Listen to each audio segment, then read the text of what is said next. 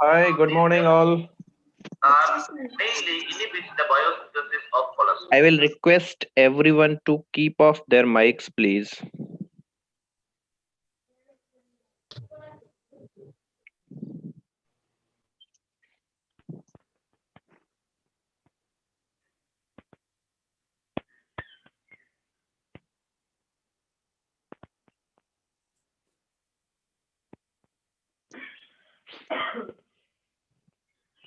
Everyone to keep off their mics, please.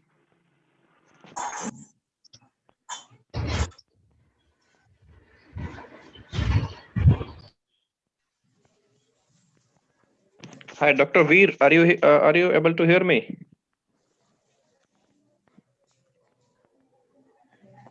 Hello.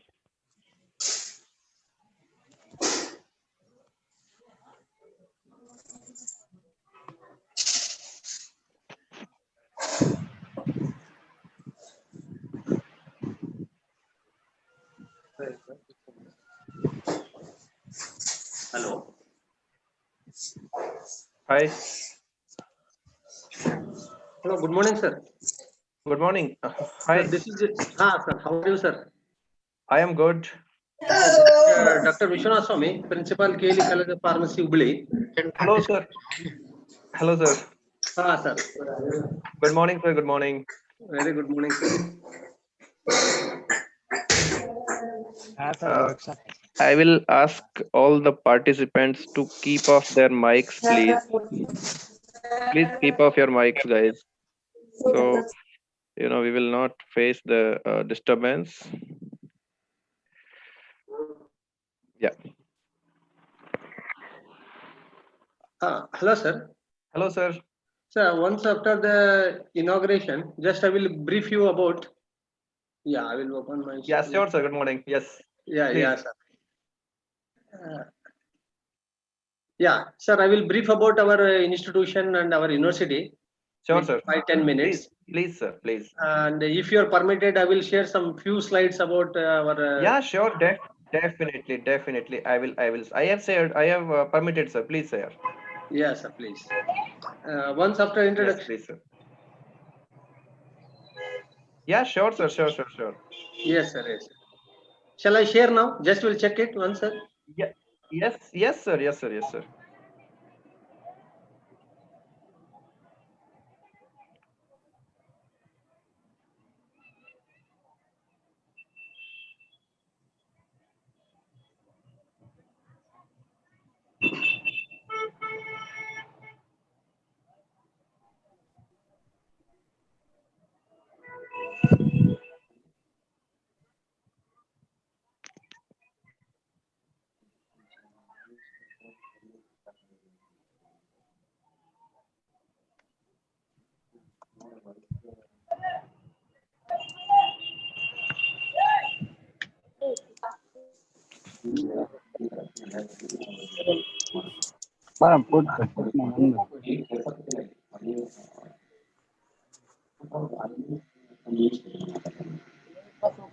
Now it has shared, sir.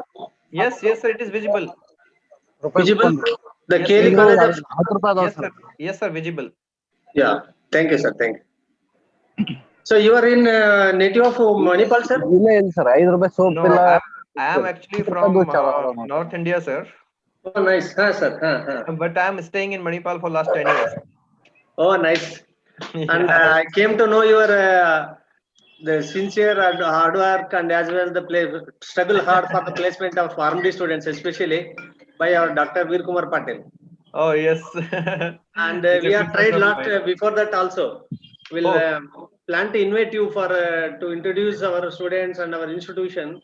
But Yes, sir, because please. of the Yes. the situation and conditions, Yes. COVID, because of 19, we are unable to call you back. No So problem, this is sir. an No occasion issue. we have, sir, now. Yes, sir. Yes, sir. So I will just tell our participants, if you are not if you are not getting into the Zoom meeting, our YouTube channel is live. They can join us on YouTube. Many people are watching there, so it will be live there also. So no need to get tensed. They can join us in YouTube also, and you all will get the YouTube live link in your email in a minute. And even last night also we have sent the links, all Zoom link and YouTube link in your emails. So please check your emails, and if you're not getting in, you please join in the YouTube, please.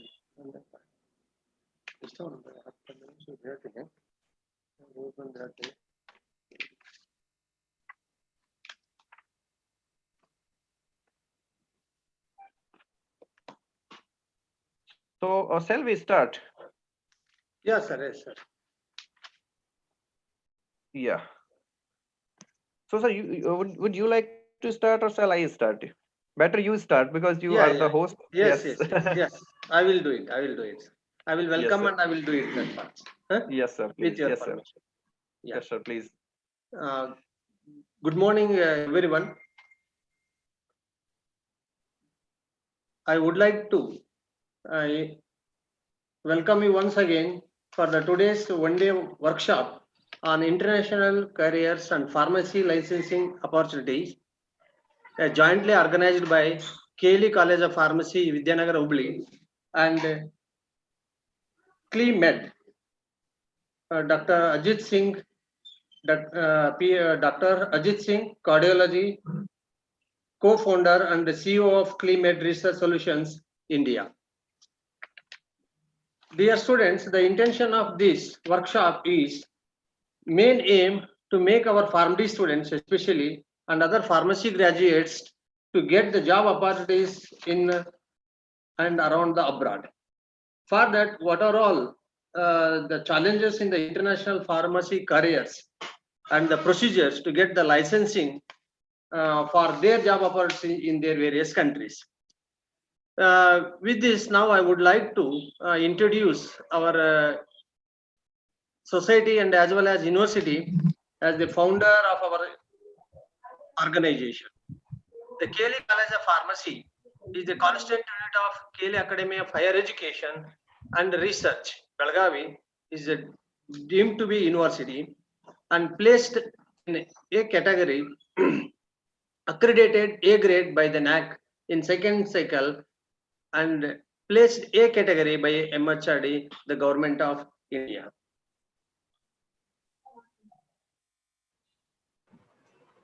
So you can go for full screen, no problem. Okay. Thank you. Yes, thank you. Our KLE Lingayat Education Society, Belgavi, has been established in 1916 before the Independence Day. Our main motto and values of our society are the truth, love, service, and self-renunciations. These are the seven teachers, dedicated teachers. They are dreamed about to provide an education, especially for the farming children on those days. They are contributed their amount from their pocket amount and established our society in 1960. Dr. M.R. Sakre, S.S. Basunal, and H.F. Kattimani, Mamdapur sir, and Anshanal, and Chikodi sir, and as well as V.V. Patil sir. And their aim is we have to provide education to the especially those who have a lack of education on those days, in especially in North India like. For that, there is other visionaries also contributed generously for the development of our institution and society. I am proud to introduce Dr. Prabhakar Khore sir, Member of Parliament, Rajya Sabha, is elected from Karnataka and is our Honorable Chancellor for KLE University, Belagavi. And in his leadership, unparalleled leadership of Dr. Prabhakar Khore sir, the KLE institution has reached an unavailable heights. His spectacular chairmanship, more than 30 years, with an active support of his team. Dr. Prabhakar Khore sir was born on 1st August in 1947,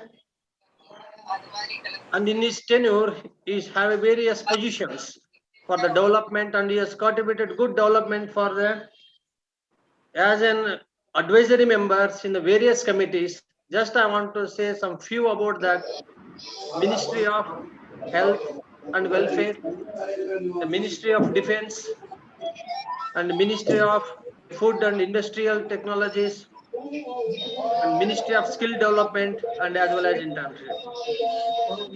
With this leadership, we have more than 270 institutions so far in the name of KLE brand, and more than 1,20,000 students has graduated from our institution, and 16,000 strongly dedicated faculty. With their dedication, today our KLE as a brand of international educational destination.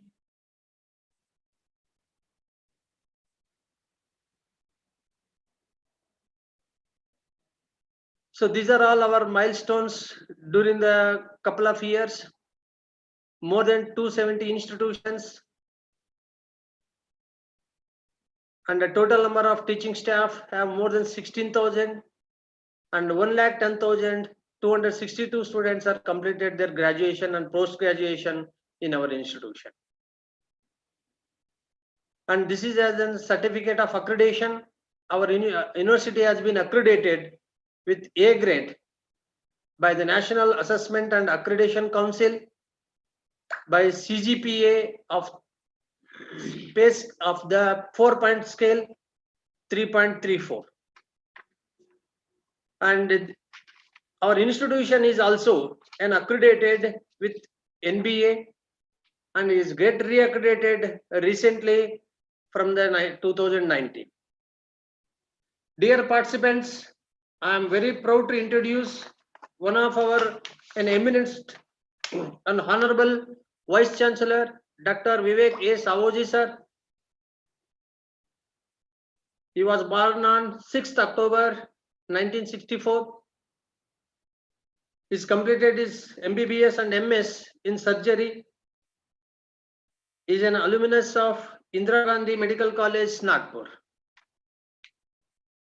After obtaining the MS surgery, the degree, he had joined the Tata Memorial Hospital for his advances training in oncosurgery. Dr. Savoji sir joined the Bharati Vidyapet Medical College in December 1990 as a lecturer and went on to become a professor and HOD in the year 2000. And in his credit, he's published various national and international publications and received various awards. I name a few in that. He was awarded with Feimer's Institute of Fellowship in the year 2003 and 4 for the training in medical education at Philadelphia, USA. Subsequently, he was also awarded the International Fellowship in Medical Education by pursuing his Master in Medical Education at the prestigious Department of Medical Education, University of Illinois at Chicago, USA. Dr. Vivek Savoji sir is extensively trained in medical education and leadership. He is known nationally and internationally for his work in medical education. Sir has been invited for various resource person and faculty in various conferences and as well as CMEs in and around India and as well as international with that. With this brief introduction, now I will like to inform about our KLE college. It has been established in 1984. We have the vision of our institution to be at forefront of pharmaceutical education and research by various the visionaries, those who are dreamed for that, manifesting the excellence, stimulating the evolutionary progress, engaging the society we serve for, keeping in the vision and as well as our mission. Our institution have various recognition from the government of Karnataka as well as various councils. In 1985, by the government of Karnataka, has been approved for the various courses, and Pharmacy Council of India in 1985 has been affiliated and given approval for the continuation of various pharmacy courses. And is also recognized, our institution is also recognized by All India Council for Technical Education in 1994. And in 2009 onwards, we are a constituent unit of KLE Academy of Higher Education and Research. Dear participants and the organizers, I am very proud to say our institution is accredited with NBA, National Board of Accreditation. So this certificate indicates itself we have promised for the quality of education since from 1984. And again reaccredited in the third cycle, that is effect from 2019. So these are all the courses we are being offered and established. The diploma course we are started from 1985 and B Pharma from 1991 and Doctor of Pharmacy in 2014. We are also established the various PG department courses, Department of Pharmacognosy, Department of Pharmacology and Chemistry, as well as Pharmaceutical Chemistry in 2002, 3, 4 respectively. And our institution and university is also offered a PhD programs, and it is affiliated to our KLE Academy of Higher Education and Research. We have a more than a dedicated, experienced, more than 25 years of experienced staff in our institution. We have received a more than 2 crores of the grants from the various agencies. I will name a few: Department of Science and Technology, Department of Biotechnology, and Vision Group of Science and Technology, as well as All India Institute of Technical Education for the RPS and as well as various schemes. Some of our various faculties are also recognized and received award from the various national and international publishers, and our faculty is actively involved in the various international journals as an editorial board. Dear participants, I am also proud to be the part of today's workshop.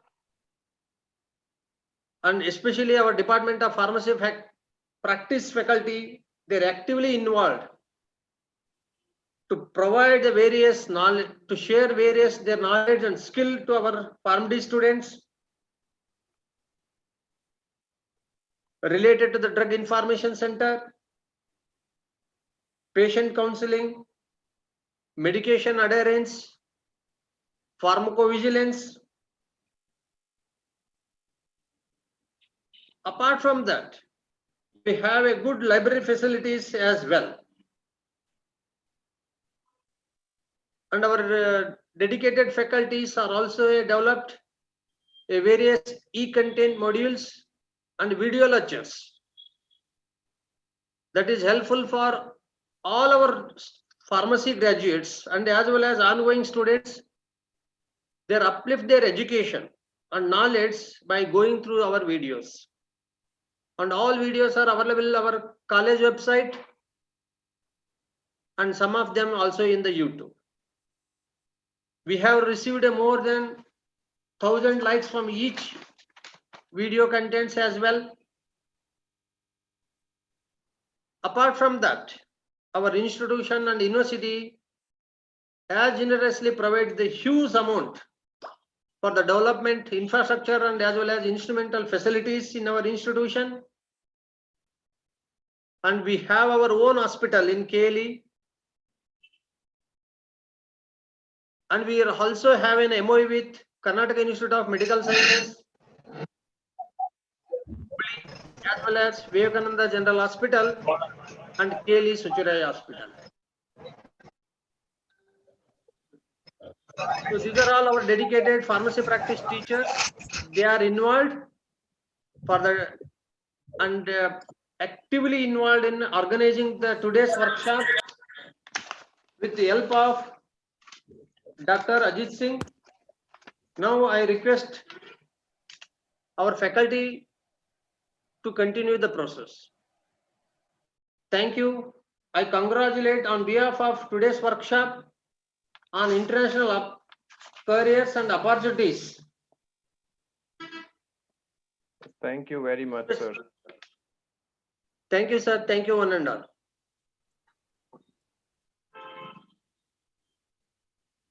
So over to Ajit Singh, sir.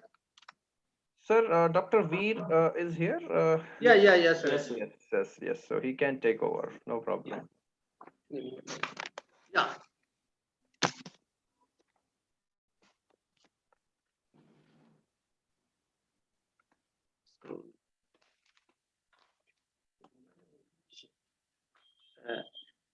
Thank you, sir. Thank you, Swami, sir, the principal of KLE College, and Dr. Ajit Singh.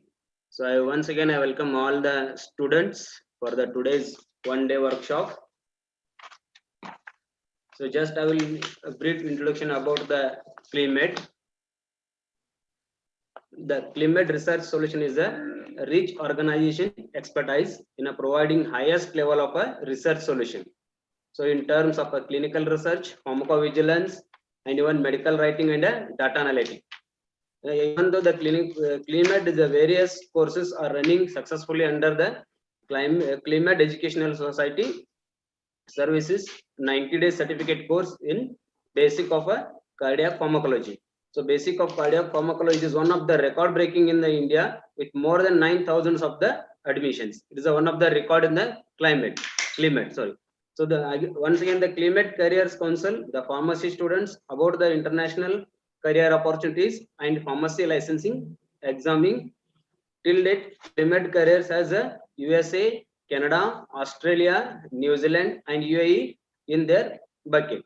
And here they provide the training courses to clear the respective licensing exams.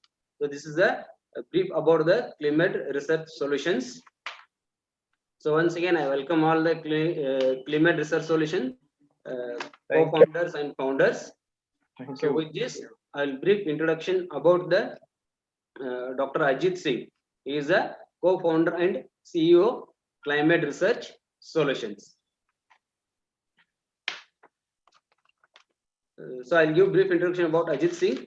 So Ajit Singh is a PharmD. He's completed his PharmD post baccalaureate and he's completed his PhD in cardiology and heart failure in a Kasturba Medical College, Manipal, the Manipal Academy of Higher Education, India.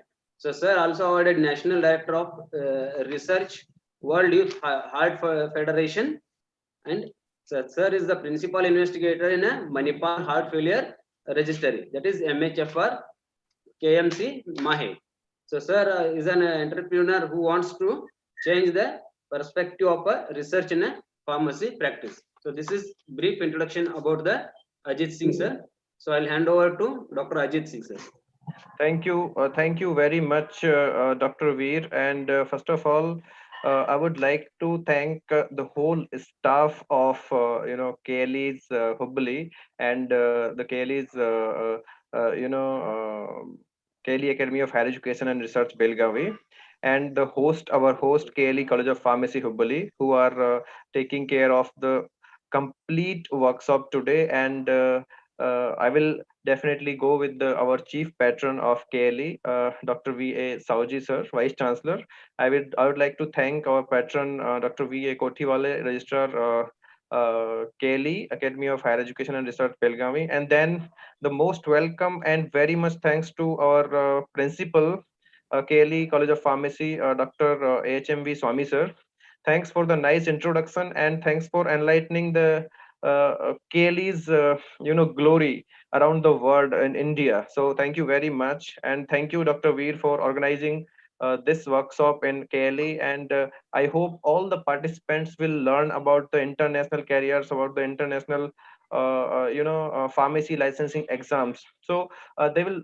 Our motto behind conducting this workshop was to make our students aware, to make our PharmD, B Pharmacy, M Pharmacy, and PhD students aware about the international careers, what they can do if they want to settle in the international universities, if they want to settle somewhere in the foreign, somewhere in USA or Australia or Canada, which are the good countries where they want to pursue their career, and they want to join some higher studies, or if they want to go for pharmacist jobs there. So what are the aspects, how they have to go, what they have to do, and what kind of exams they have to clear. So we are enlightening in a brief today, because if we talk in details, it will take a lot of time, definitely. But today we are going to enlighten brief about USA, about Canada, about Australia, about all the UAE, all seven states, or all seven emirates in UAE. So I hope everyone will get to learn something about that, and they will think of their careers. If they are confused, they can ask the questions to us directly here, or they can write their questions in chat box, or they can write their questions in the Google form. So first, I would share one question here. I will share one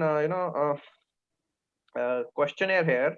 So I want to check how much knowledge actually they have, how much knowledge these people, our students, have about this. So I will share this questionnaire in chat box, so they can fill it. Yeah. Yes, Dr. Veer, you can record it. I am also recording, so I will send you the recordings later. It's not a problem. Yes, yes, sir. Yes, Yes, recording is not a problem. We are recording, and yes, we can share it later. No problem at all. Okay, yes, sir. so Thank you, sir. I Thank you. will, yeah. So I will share this questionnaire in chat box to everyone, and in the YouTube also, so people can check their knowledge. And I want to see really how much they know about the international carriers, how much they know about the pharmacy carriers in USA or Australia, or New Zealand, or in UAE, if they want to pursue. And then they can fill their queries in this form. So we will clarify all the queries. We have today experts, live experts from USA. We have live experts from University of Florida, and the registered pharmacist in California. We have our experts from Canada. We have experts from UAE, live experts who will be talking to you, who will be giving you the glance of the carriers in the respective countries, and how to go for the pharmacy licensing exams. So definitely I would like to introduce my speakers of for the today's workshop, and who are going to talk what. So I hope My screen is visible, right? Yes, sir. So, yes, I am Dr. Ajit Singh, as Dr. Veer has given a nice introduction about me. Yes, I'm running India's largest heart failure registry, or we can say the first cardiology registry in India, that is Manipal Heart Failure Registry. And I am working also as a National Director for Research at WIHF, World Youth Heart Federation India. And let's go to the our next speaker. We have Dr. Tarun Rache. He's our Deputy Director at CliMed Carriers. He has done BPharm and PharmD post-baccalaureate, and then he did the postgraduate diploma in project management from Ontario, Canada, and he is PBC examination expert. Right. Okay, guys. So he will be, but today he will be talking about Australia also, and then he is expert of clinical statistical analysis system, which is SAS. Okay, so he thinks, and his vision is to see the fellow pharmacy graduates taking active participation and in the leadership in our global healthcare system to bring a change, to bring a positive change in the people's life. And we have Dr. Karthik Reddy. He's also our Deputy Director at CliMed Carriers. He did PharmD, and then he did postgraduate diploma in clinical research from NACPT College, Ontario, Toronto. And he is also our PharmD alumni of Manipal. And then after PGDCR, he did postgraduate diploma in health system management from Fensey College, Ontario. And he always inspire our young pharmacists to reach a pinnacle in their careers. Then we have Dr. Suraj Dalsania. He is USA licensing expert. He is a registered pharmacist in California, USA. He cleared all the steps of FPGE, NAPLEX, and everything, and now he is a registered pharmacist in California, USA. Okay, so he always encourages our pharmacy practice students to learn about modern evidence-based medicine to be competitive in the healthcare system. Then we have with us our Dr. Lakshmi Mansa. She's our career expert from USA at CliMed, and she's also the PharmD graduate from Manipal. She was the gold medalist, and she was brilliant at her time. I always admire her for her brilliancy, and she got multiple awards everywhere, not only here. Now she's almost done with her PhD in clinical pharmaceutical sciences from University of Florida, USA. She has won a lot of awards, as I was saying, like Hospital Pharmacy Award for Best Outgoing Student when at 2016, and then she got the Horizon Fellowship from the FDA in 2017. Then Ella Cutlass Award for the award for her research in hypertension, and she's also working as a teaching and graduate assistant at University of Florida. And she will be talking about careers life from USA today. She's with us. Then we have Dr. Anam Sohail. She is also our career expert for UAE. She is registered pharmacist in UAE now, and she did PharmD from Manipal. She has 4+ years of experience in clinical pharmacy. She's our clinical pharmacy expert. She always believes that better patient care and medication adherence is the key in any patient's life for the best clinical outcomes. And today we have Mr. Avnish Chauhan with us. He is pursuing his MBA after BTech in CSE, but he is licensing experts, and he is our startup strategic expert. He leads our operations at CliMed Research Solutions. So he will be talking about the New Zealand and Australia. He will be giving his expertise how to get entered to this licensing exams and all. So these are our respective speakers for today, who will be talking to you about your licensing exams, your careers in the respective countries. So without wasting time, I will hand over to Dr. Veer again for the continuation, and then we will proceed. Yes, Dr. Veer. Yes, sir. Am I audible? Yes, definitely. Yeah, you're audible.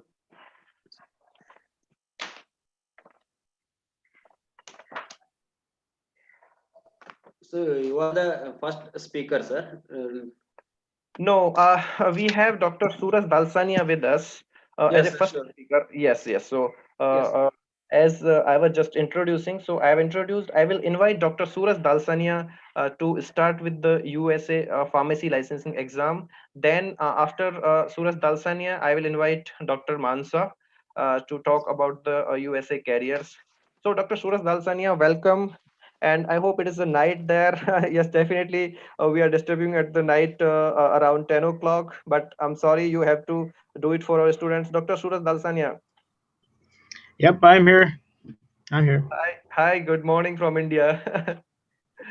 Good evening from the California, all the way from West Coast. Yes, so you can share the screen and you can yeah, proceed with the presentation.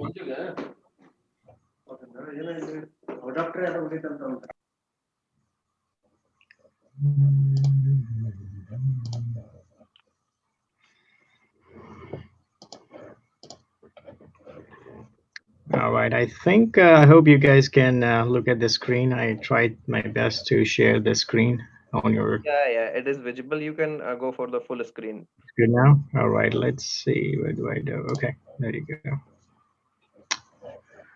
Okay, this looks better. Yeah. Oh, never mind. All right, so everybody can hear me. All better. All good. Yes, yes, yes. Should I continue? Okay, all right. So again, myself, Suraj Dalsania. I am a registered pharmacist in the state of California in the United States here. I am the Manipal University alumni. I did my PharmD with Dr. Ajit Singh, same batch. We are buddies. So Yeah. yeah, exactly. And he started something very beautiful, very nice thing to help the students in India how to take care of their own careers and how to make sure that you are not going into the wrong pathways when you are trying to decide where to go. And from like you should have all the information before you want to take your next step in your life's biggest decisions, going to United States or going to any other country whatsoever. So let's start from here. I'm gonna present you some important points about the. I think I have my own voice coming back. Is it? Guys, I Uh, will uh, ask Dr. Ajit, can you mute everybody else unless yes, they have a I did. question? Yes, I Because did. I did, Dr. Suraj. I did. yeah, because it's just that I'm sorry, guys, but like No, my no. voice is coming back to me with your microphone and speakers. Yeah. Yes, yes, yes. Okay, so let's start with the international careers and opportunities, which you are very many options in the United States of America. Okay, so first of all, like the question, we all have in mind that what exactly a pharmacist actually does on the job. Like in the United States, it's not the same concept that we have in India. That hey, this is a chemist and he is gonna just give us medicine. And nowadays, the concept of a pharmacist is a bit different, but it's still not the same as you can imagine as compared to the United States. So let's go over some points here. Basically, a pharmacist is going to be the one who is going to fill your prescriptions from a doctor, dispense the medications at two different pharmacy locations, retail and hospital. I'll give you more information about the retail. What is hospital? In short, the retail is basically a chain pharmacy or your local pharmacy where basically you take your prescription, give it to a pharmacist. They will check everything and they will give you a medicine. The hospital pharmacy is basically a pharmacy which is located inside the hospital. It's normal concept, the same as India. The second, check for interactions. Yes, as a PharmD, doctor of pharmacy, we are more responsible than anybody else in the healthcare career about interactions. Trust me, not even the doctors catch sometimes the interactions where a pharmacist already has that in their mind right on top of it. So we all should be very proud of that part. So the third is, let's check the patient profile with the drug and food or dose related questions. Any kind of questions you have, you can ask a pharmacist. Again, Just want to add a tiny detail here. In the United States, since last so many years, a pharmacist is the most trusted profession. So it's something very nice. You guys, if you guys are thinking about the United States. The next is handle highly potent medications and make sure it gets into the right hands. Basically, what that means is pharmacist in USA is responsible to keep a track of so many medications which are very potent. We all know that any medication is basically a poison if you take it at the wrong dose, wrong time, or with wrong food. So that's one of the job of pharmacist. Make sure the patient does not get hurt by any decisions of a doctor in a hurry. Trust me, there are so many doctors you will see in India, even in USA, that just push the patients as fast as they can so they can see more patients in a day. But that sometimes is a biggest issue where doctor is seen by sorry, the patient is seen by a doctor and in a hurry, and then doctor just gives something without any background information, and that gets into the patient's hands. But before that, we come into the picture and we save their lives. And the last thing is to take the hospital rounds and suggest the drug utilization to a patient's charts. I think we all do this as a clinical pharmacist job in the hospitals in India as well. So there are three basically opportunities that you can have in United States. First is the hospital pharmacy, retail pharmacy, which is also called as a community pharmacy, and advanced practice pharmacist. So this third step is a bit of I would say a step up from your own pharmacy degree. Basically, you have to become a PharmD, a licensed pharmacist in any state in the United States in order to get into the APH, and which takes about 2 to 4 years of your residency on the top of your PharmD degree.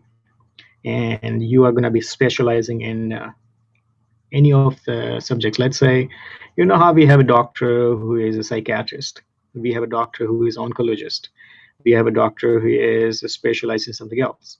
The same way a pharmacist can be specialized in a very all those subjects, and their job is very reputable. Trust me. So we are going to go over with the first option, how to get a registered pharmacist degree. I mean, how to become a registered pharmacist in the USA. So we all know this is not something new, or this is not something we should be keeping, on the side and don't even talk about this. This is the biggest thing we all attract to all these options. Why we wanna move to a different, totally new country where you have no idea who your neighbor is, because of the salary, of course. So salary of a pharmacist, it depends on where actually you work.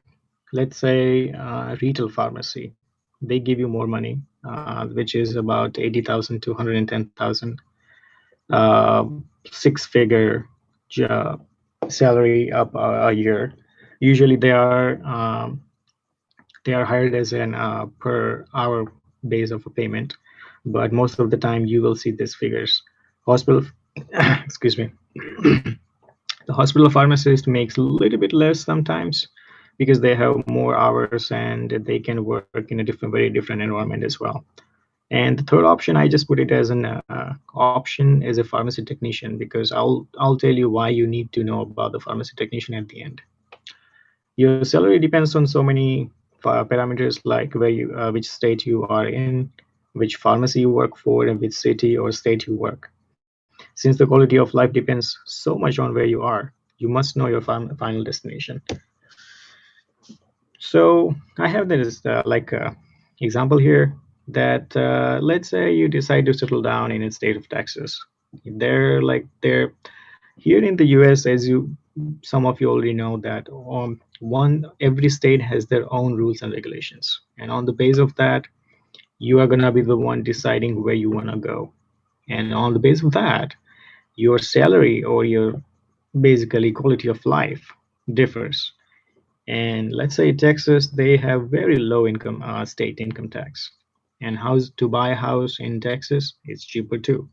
So if you find a job in a retail pharmacy in Texas, you will find that hey, your pay is much less than a pharmacist in California. On the other hand, let's say if you're in California, your income tax is very high and your quality of life is high too. So you will find a job which is gonna pay you more money. Simple math. All right. So after this, I think you guys are still interested, of course, right? Who doesn't? Okay. So let's find out about how to get there. So we will go over the education part of this journey, basically, leaving your status on a side. What that means is that we are more focused on the education side of yours in order to get you to the United States, not on your visa, not on your status, not on how you guys gonna, afford to get or everything else. Because we believe that if you decide to do something, visa and passport becomes just secondary things. So these are the main three things which you guys gonna keep in mind.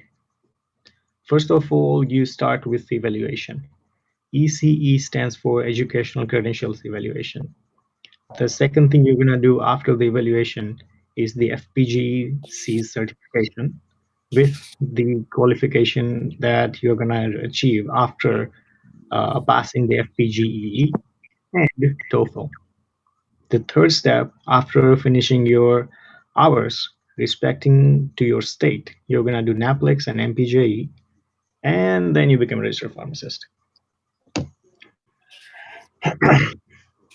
So I have described all these things in about few steps here, that how far you have to go with how much information you will need from the step 1 to step 13. Let's say evaluation of your degree, registration, transcripts, your proof of degree with ECE, which is Educational Credentials Evaluation. Uh, NABP is a National Associations of Boards of Pharmacy, which basically is an entity in the United States where you can find all the information regarding all the states in the US. That's basically like the same as PCI, the Pharmacy Council of India. I think the name is changed now, but yeah. Then evaluation of your ECE by NABP along with your transcripts, issuance of ATT. ATT is authorization to test for FPG. So basically, you have to go through the evaluation first. Then the national board is going to decide on the basis of your education that you are eligible or equivalent to the Farm D graduate from the United States or not. If you are not, they will tell you, hey, you need to learn more. You have to go back to school. You have to get an admission. You are not eligible to get the FPGE. If they say yes, then you will get the ATT. You will appear for the test. So after passing the TOEFL and FPGE, you have to select something, and this is where your choice is going to come in the picture. That where exactly you want to go. Let's say your family is somewhere in maybe your friend or your family or close relative or someone is in New Jersey or New York or Texas or anywhere else. So this is the step number 5 where number 6, where you have to select where exactly you're gonna be settling down. Because when you select the state, that state is gonna be your primary state where you can get license as a pharmacist. I think we have a same concept that let's say you are registered. Uh, you did your college from you did university from some different state, but you are getting registration done in your own state. Let's say I did my registration in Gujarat, so I can practice as a pharmacist in Karnataka, right? So the same thing, that you have to go through some steps before you can be licensed in a different state. And on the base of your state regulation, you have to do hours. Basically, this is your internship hours. It doesn't matter. I get these questions all the time that, hey, I did my internship as a PharmD and last year, does it count as my internship hours? No, it doesn't, because only internship, it's the board of pharmacists going to count in the US is when they allow you to work as an intern in the US. That's when your intern hours starts counting, not before that. Then after you are done with your hours, you're gonna do NAPLEX, CPJ, you get your score, you pass the test, and there you go. So I this is the primary overview so far, that how to become actually a pharmacist, with all the things, like precisely right in your own terms. Let's say if you want to be a pharmacist in the US after your PharmD from India, you become eligible after your evaluation, after you are done with the PharmD in India. But not many people have the I would say, like, benefits of getting good status and good relatives, or maybe good daddy's income and everything. So there are other ways where you have to go through. On the side by side, you are going to be preparing for your test. So these are all these things which I'm going to be discussing right now. uh, as we know, there are many options. Even after you just become PharmD in India, you come to the United States, and you want to do something, you can do so many things. Trust me. Uh, I have my senior from Manipal University, who super senior actually. He did the PharmD Doctor of Pharmacy from Manipal University, but now he is working in a pharmaceutical company in New Jersey as a like a quality analysis person. So it's not necessary that you have to become a pharmacist in order to get to the US, or you want to settle down in US. There are so many options. So don't be like a person like, hey, what I'm gonna do? This is a long process. How I'm gonna be able to finish all these steps in this amount of time? Trust me, these steps that I told you, that 13 steps, it take times. It does take time, because you have to go through so many rules and regulations, evaluation, and stress of a test, of course, and then you become a pharmacist. But it's worth it. When you become a pharmacist, you're gonna get paid very good amount. So don't think less of yourself. Just try your best to get there. But let's see of the other options. There's another option. Let's say someone in India has some kind of issue. They have to leave India and leave that PharmD or pharmacy course in the middle of, uh, let's say, after 2 years, 1 year, 3 years. So basically, you are nothing in India, but you want to come to US on that time. And so for those people, or for the people who just did the B Pharm, the Bachelor of Pharmacy and Masters of Pharmacy, and the Board of Pharmacy over here is gonna say, hey, you know what? Your education is not equal enough to get you to the straight to the exams. So for those people, you wanna start from scratch. You can always, start from beginning, start finding out, looking for the universities in USA, prerequisites, get admission. I know it's expensive. It's actually very expensive. Don't forget the fee structure here, which is like from 20,000 to $60,000 a year. I do get this question as well all the time, that how much fees are for the universities in USA for pharmacy, and it's very expensive. But once you finish the course, the good thing is that you don't have to go through FPG, you don't have to go through TOEFL, you don't have to go through the internship hours. You just have to go through NAPLEX, the last step we talked about, and you are a pharmacist. But yeah, you do have to go through 4 years of it, education for as a PharmD, Doctor of Pharmacy in USA. Let's say you have come to United States, and Board of Pharmacy allowed you that, hey, you know what? Your education is good enough. but you do have to go through. I mean, you are missing some courses. They do tell you, trust me. The board of pharmacy is very picky about all these things. Even if you are coming from any kind of university in India, trust me, there are many universities in India who actually provide you education as a PharmD, but that might not be enough in the US for the board of pharmacy in the US for you to get straight to the PharmD. So they will ask you like you do have to go through some courses here. So what you're gonna do? You're gonna do the same thing we do in India, post-bachelorate. It's the same thing. You have to do through a 3-year course, and you will have your PharmD degree after your graduation from India. Again, make sure you get into the research of finding out the universities, fee structure, prerequisites, all those things. And after you're done, you're going to be the same equivalent person as a PharmD from the universities in USA, just the same person.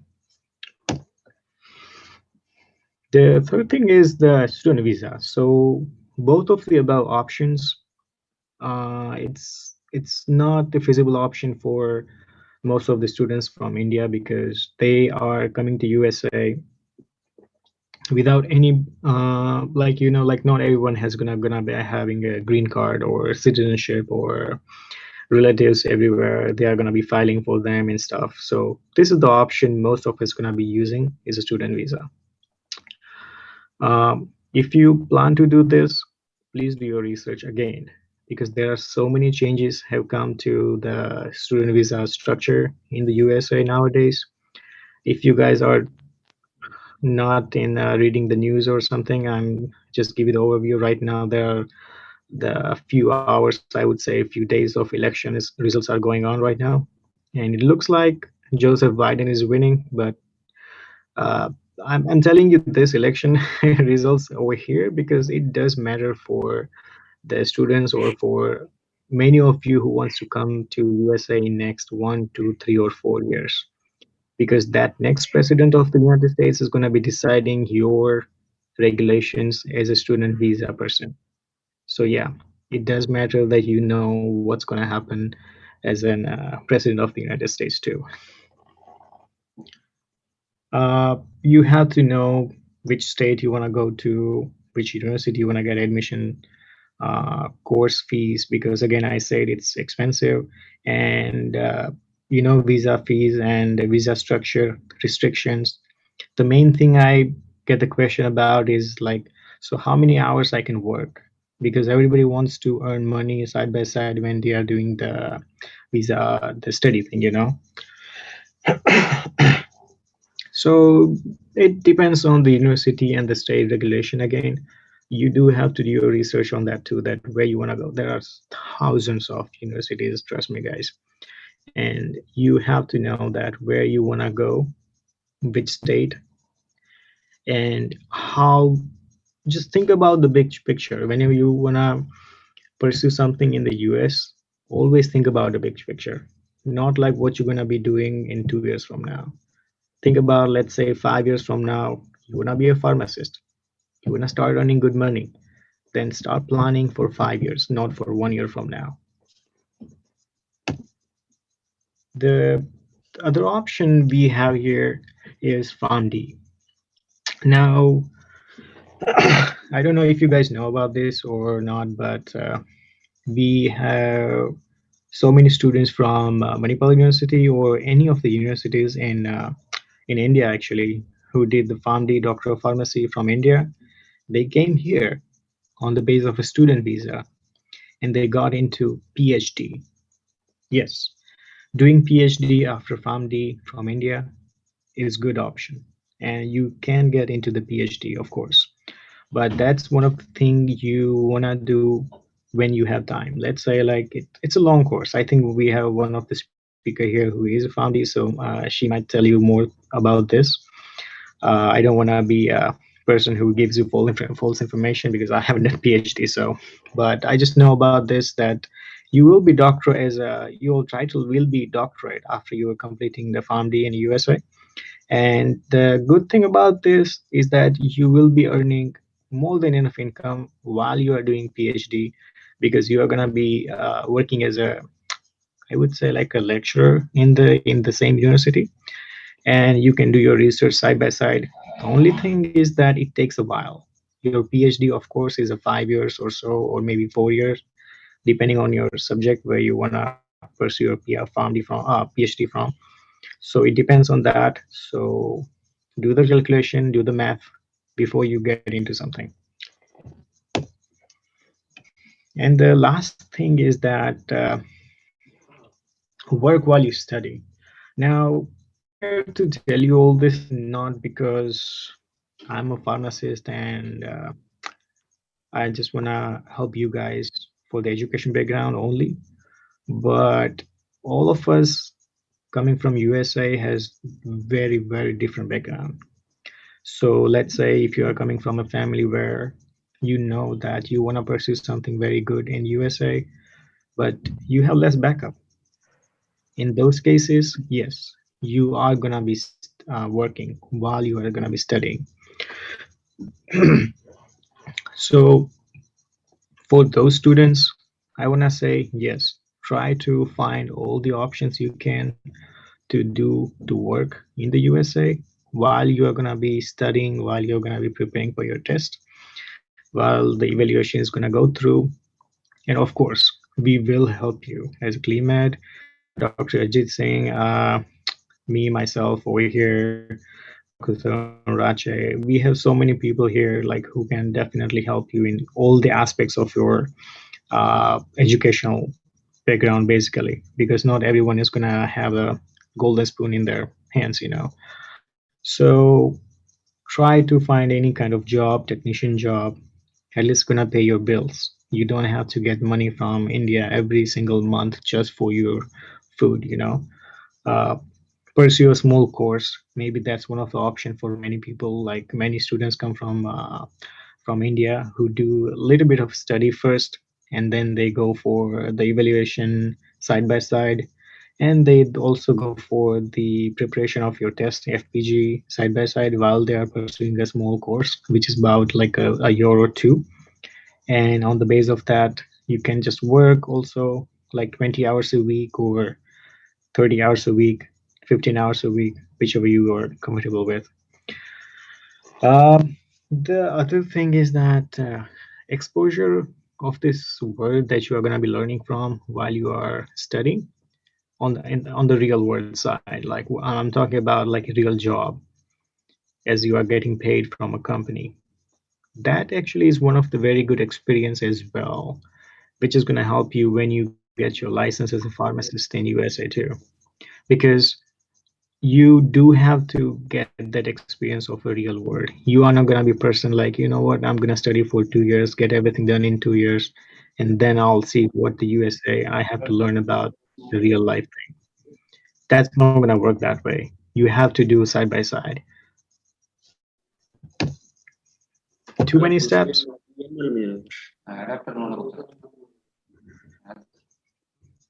I think I'm getting still a voice for someone. Okay.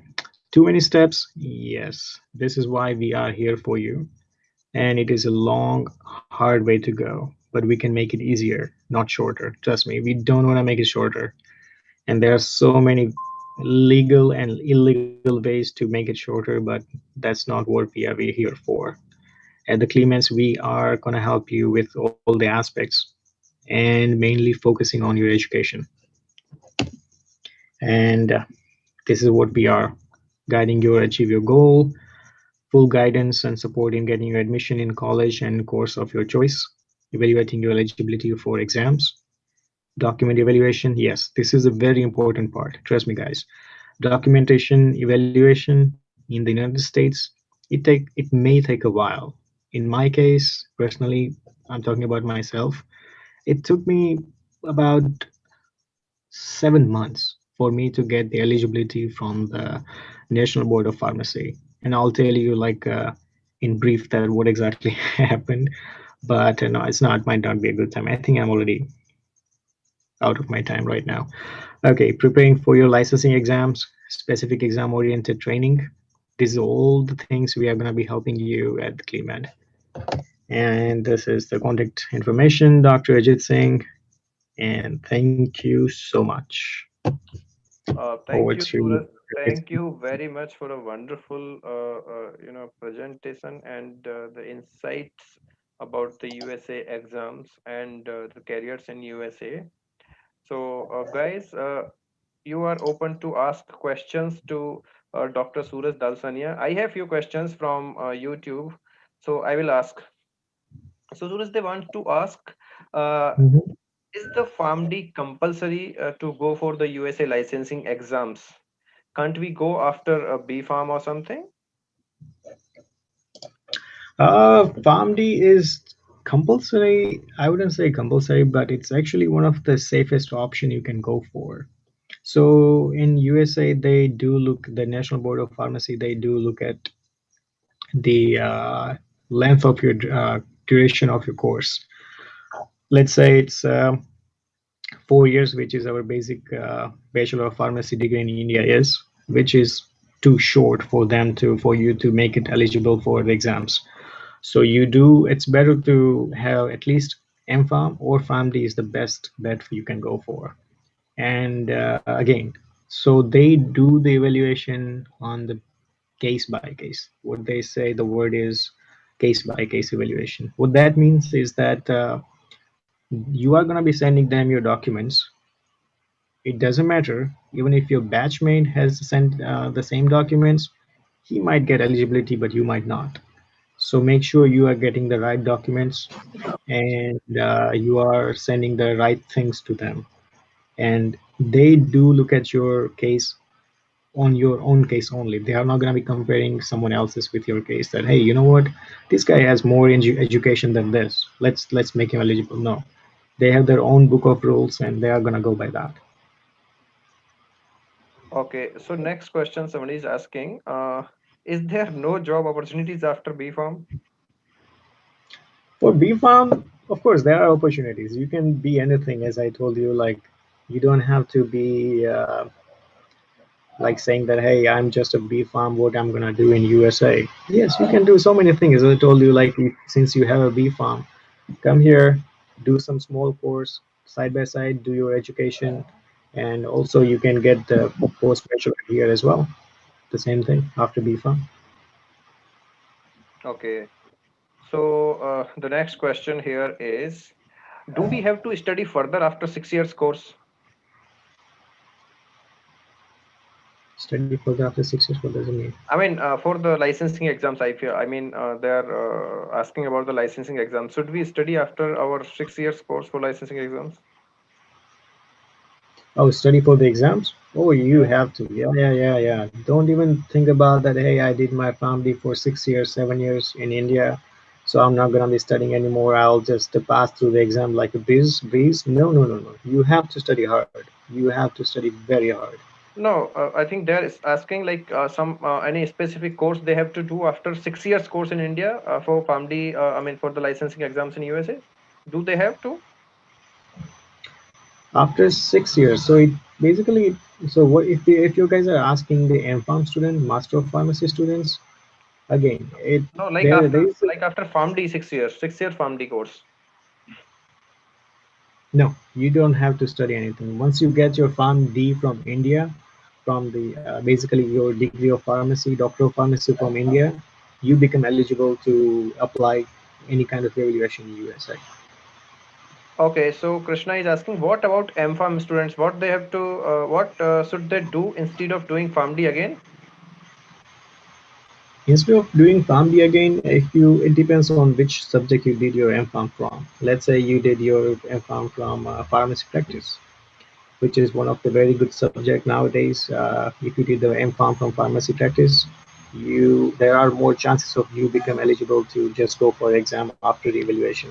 They do consider you as an equivalent of PharmD sometimes. But again, on the basis of your evaluation, if I'm saying this doesn't mean that you're going to be eligible. Right. Okay, so someone is asking, Anushka Dubey, definitely we are working on the European countries and we are coming up with the European countries very soon in 15 to 20 days. So don't worry. I think right now we have very less knowledge on European countries pharmacy or the career. So we will clear your doubts in upcoming weeks, or you can text us or email us personally so we can discuss on that. Okay, how long did it take you to become a pharmacist in USA? So it took me about for the evaluation, from the date of the evaluation to getting the pharmacist license, it took me about 3.5 years. Yeah, about like that. Because again, you have to select your state. Where I'm right now in California, you have to do 1,500 hours of internship, which takes a lot of time. You Yes, can't work more than 40 hours to be considered for 1,500 hours. So true. about 1,700 hours, yeah. So probably about more than about 1.5 1 year or so, you're gonna be like using up just for your internship. So yeah, it does take time on the basis of where you wanna be going to. That's why I say like you have to make a choice before you move forward, because you have to select where you wanna go. On the basis of that, you are gonna have different regulations than your friend in the different state. Okay, so which exams to clear for license after PharmD? He just talked about FPGE and NAPLEX. So first step is like document evaluation. Pratiksha, after document evaluation, you have to go for FPGE and then NAPLEX, and in between definitely TOEFL. So there are the list of few exams and the things that you have to clear definitely. Uh,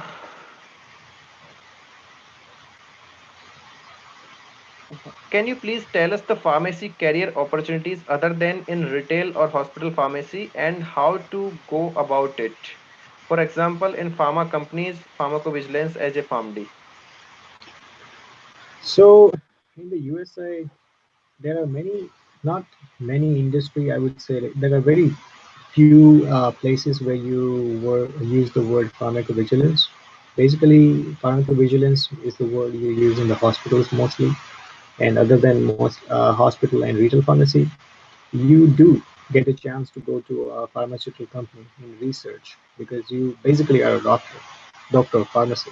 So you do have an opportunity to go for all the things that you know how we look in India, like this company hired this guy from PharmD as an Medical uh, license, like medical yeah, medical person to like do research about it, advisors, and yes. then exactly advise us about it.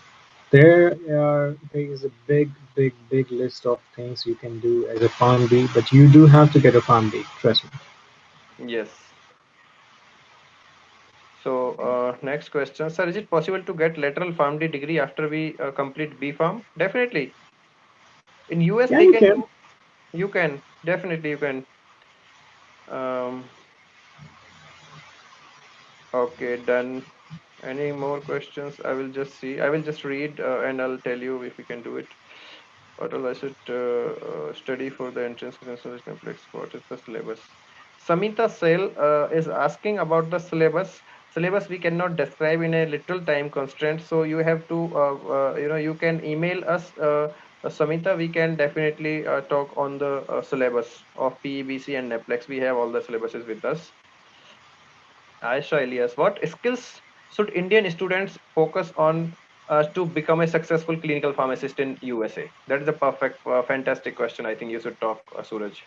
Oh yeah, that's very good question actually. Who asked Yeah, that question? very interesting question. Yeah, that's kudos to that guy or the girl. Yeah, that these are this kind of questions you should be asking, guys. Come on. You have to be a very good clinical pharmacist in India right now, because if you wanna even pursue a PharmD, doctor of pharmacy in India, Can getting you a speak a doctor, little loudly, Suraj? Little loud. oh, yep. So in India, getting the doctor of pharmacy designation is different than getting a designation as a doctor of pharmacy in USA. You do have to go through a very deep clinical background while you are working at the hospitals in India. I know that there are so many different things in hospitals we do in India than we do in USA. Uh, but you can always, like email us and we can tell you that these are the areas you might want to focus on while you are working in the hospital on your rounds, where you after your PharmD, on your last year of PharmD, when you go to your rounds of in the hospitals with the doctors and stuff. You do have to focus on basic things. Let's say, like, a patient is getting something, and you have to make sure that amiodarone and digoxin dose is going to be adjusted before you give it to the patient. You can't just say, hey, you know what, that's fine, doctor said it's okay, I'm going to be fine. No, you are a pharmacist, you know your drugs, you have to know your drugs. You're going to be questioning that part if the patient is getting these two things together, that kind of stuff. Yeah. Yeah. Okay. So one question I will take from YouTube now. One sec. Doing masters along with Naplex preparation is a good option in US. Does it? First of all, you won't get to the Netflix that easily. You have to go through the internship hours. So that question, if you are asking for the FPG, yeah, doing the masters while you're doing the FPG preparation, that's okay. But you have to be in the USA in order to get those exams done. You Yes. can't do it from India. Very, very interesting question, I will say. I'll ask you. Tane has asked this question on a scale of 1 to 10. What would be the difficulty of these licensing exams? It depends on the scale of 1 to 10 and how good you are. Exactly. How good you are depends on that. Of course, it would be very, very, very easy if you are dedicated, if you are, very much concentrated on the goal. Definitely, how you take it actually, it's on your wish how you're See, going guys, to. I am telling you, like, all the exams are same. You have to be focused on that. You can be just playing around and doing the exams of the United States licensing. That's not an option for you. If you were like studying for 3 days a week, 4 days a week for your PharmD exams, you have to be studying for 7 days a week, or maybe 8 days a week. You know what I Yeah. mean? True. So I will just summarize the USA myself. If I am wrong somewhere, Dr. Suraj, you can correct me. And so many people have the repeated questions about the process. So I'll tell you. Once you are done with your PharmD or your master's degree, 4 years degree is not enough to get into pharmacy licensing exams in USA. To become a pharmacist, four-year degree means your B Pharm is not enough. If you are B Farm, you have to go for M Farm pharmacy practice, or you have to go for Farm D, whether it is from India, or you can go directly to the US to do your Farm D, which is lateral entry, and that will be for 3 years. And then you can go for the document evaluation. That will take some time. After the document evaluation, you have to go to the pharmacy board there, National Board of Pharmacy. Through that, you will get your FPGEC certificate. I mean, before that, you have to give the FPGE examination definitely, and then you will get your FPGEC certificate. After FPGEC certificate, you have to go for internship. That internship varies. It depends on the state, which state you are applying for. It might be 1500 hours, or it might be 3000 hours, maybe 1 year or 2 years of the internship. Then you are eligible for the NEPLEX exam. And after NEPLEX exam, uh, NEPLEX exam, definitely you have to go for the state regulation exam. That is, we usually say jurisprudence, and then you will get your license if you clear all the steps. And it takes 3 to 4. It takes at least 2 to 3 years. At least 2 to 3 years after your degree completions. After your degree completions. So I think I'm right, Dr. Suraj. Yep, exactly, precisely right. And Yes. this again, guys, this process of getting the licensure, it can change anytime. So the recent change was that when I did my process, the whole process, I had to go through the FPG first. I had an option to go through that, and then I was able to do the TOEFL after that. But nowadays they have changed it. They have they have new regulations that you have to first appear for TOEFL, and if you pass the TOEFL, then they can make you eligible to get FPG, not before that. Yes. So, guys, I will stick to the licensing specific questions here with Suraj, because we have Manusha with us. She will be giving, the more insights about the careers, because she is career expert. So now, after this, I will take one more Ajit, question from here. Dr. Ajit, I think someone is trying to ask something. Can you unmute that student, Dinesh Kumar or something? What? Yeah, yeah, you can answer. You can answer. What question is there?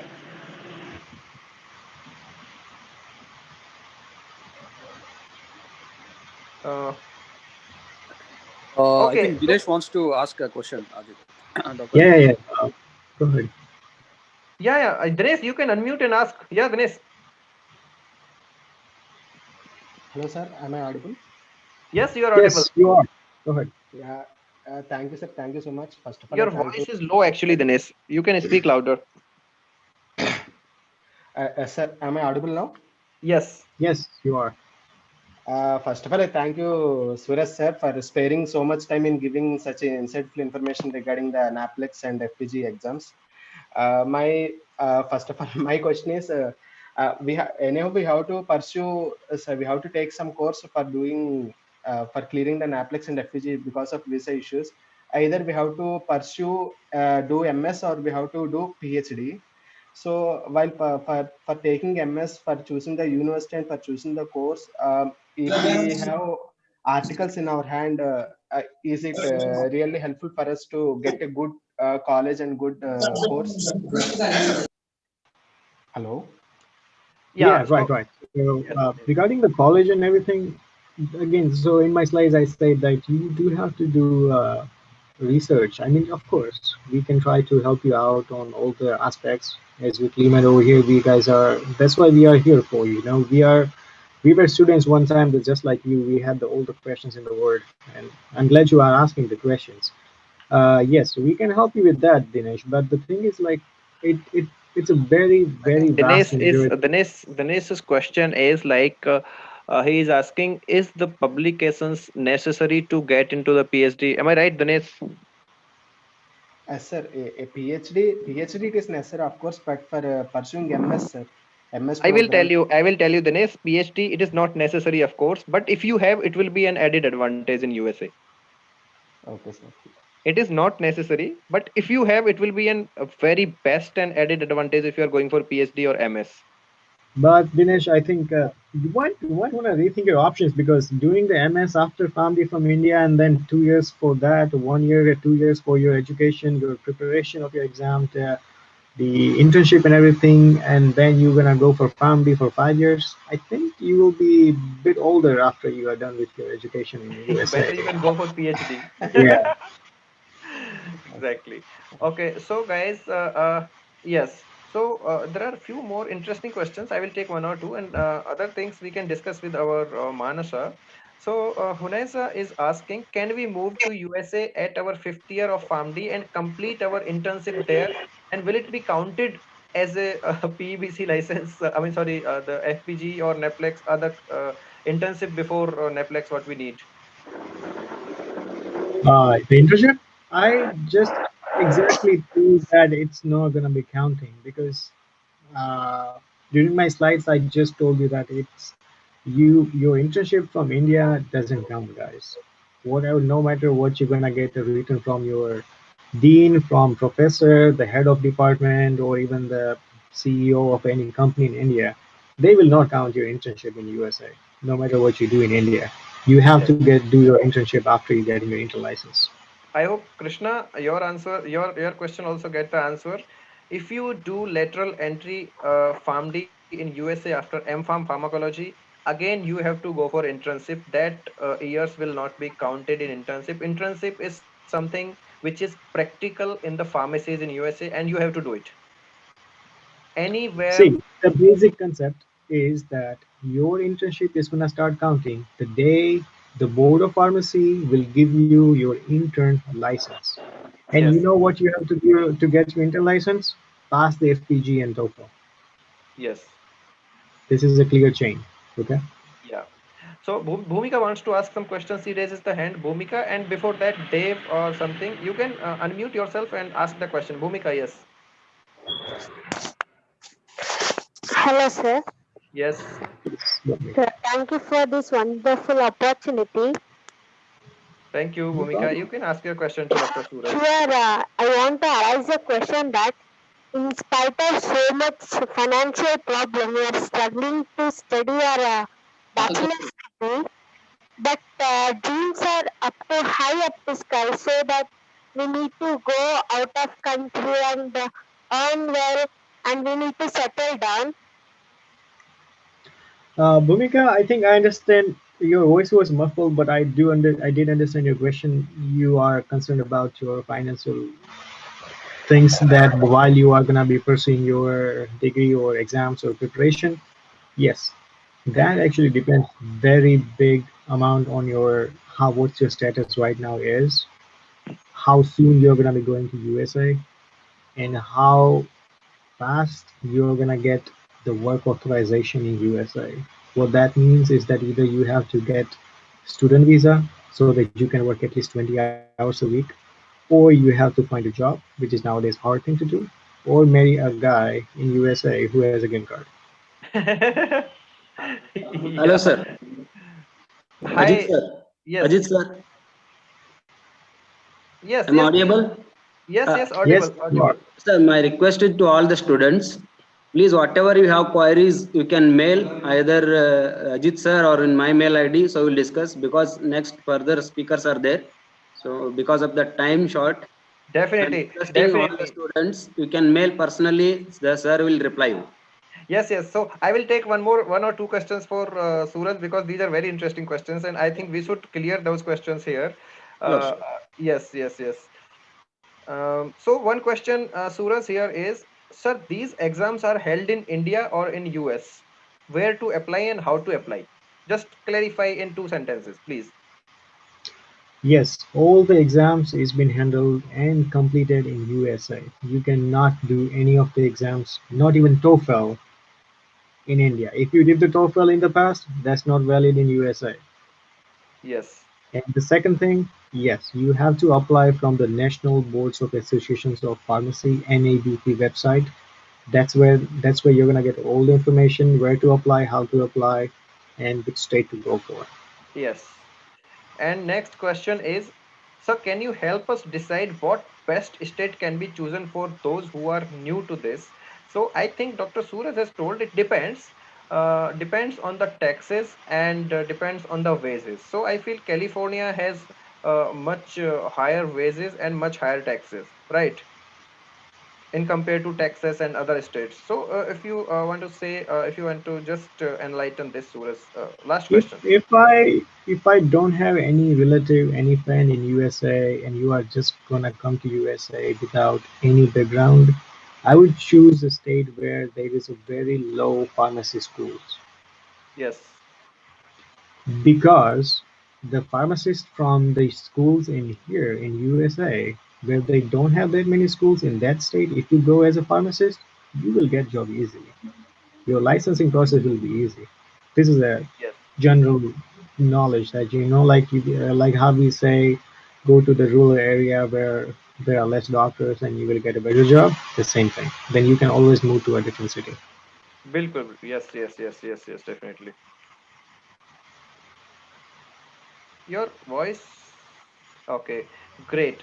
So I'm sharing the form here, guys, in the chat box, and in YouTube also I have shared the form. You can fill your queries there. We will definitely respond within 2 3 days, and we will personally call and we can discuss these queries. I have shared the form link in the chat box and in the YouTube, so you can fill your queries there, and we can definitely reply. So without a delay, I will invite Dr. Veer. Shall I invite our next speaker? Yes, sir. Yes, you can, sir. Or do And you one have more, sir. any Thank other, you, sir. or Thank you, Dr. Suraj Dalsania, for your very good information. So I You're hope very all welcome. students understood this. And once again, thank you, sir. If any thank you, questions, guys, just yeah, send it to your professor or Dr. Ajit Singh, and we will try our best to answer all the questions. Yeah. definitely, definitely, yes, we will definitely answer, guys. So, Dr. Suraj, thank you very much. If you want to stay for 20 more minutes, please stay with us Sure. until Yeah, I'll be here. finish the USA, and then you can go to your bed. So, we are calling now Dr. Manasha. She is doing her PhD in pharmaceutical care from University of Florida. Dr. Manasha, welcome very much. You're most welcome to this workshop, one day workshop, and we are very glad to have you here. She was my junior and very proud junior, I will say, because she was the gold medalist in pharmacy practice in PharmD. Dr. Mansa, you're welcome. Thank you, Dr. Rajit. I'm so happy to be part of this session. Okay, so hello, everybody. I'm Manasa. I'm a final year PhD student with the University of Florida College of Pharmacy. So I was told that this will be a very informal session for me. So I don't have these very nice slides what Dr. Suraj has, but I just have this one prompt slide just for my reference. So, okay. Great. So in my talk, I will be talking about these three main opportunities: master's, PhD, and postdoc positions. And I'll talk about the advantages and disadvantages with all of these three options. And then maybe delve a little bit deeper into the PhD option because that is where I have the most experience. Yes, And definitely. yeah, and then maybe I'll open it up for questions. So hopefully by the end of this session, you all will have little more questions answered. Okay, so let me start with the masters. So as everybody knows, masters is a 2-year program, but then there can be two different types of masters: masters with thesis and masters without thesis. So what I mean by masters with thesis is that along with the coursework, you will have to select a research project, and this could be a very tiny project which can be finished within 6 months or 1 year. And you will write your dissertation and you will defend your thesis similar to a PhD program, but it is a shorter course. Now, for masters without thesis, like the name suggests, it just has coursework and no research whatsoever. So advantages with this master's program is that it is short. So you can finish this course in 1.5 to 2 years.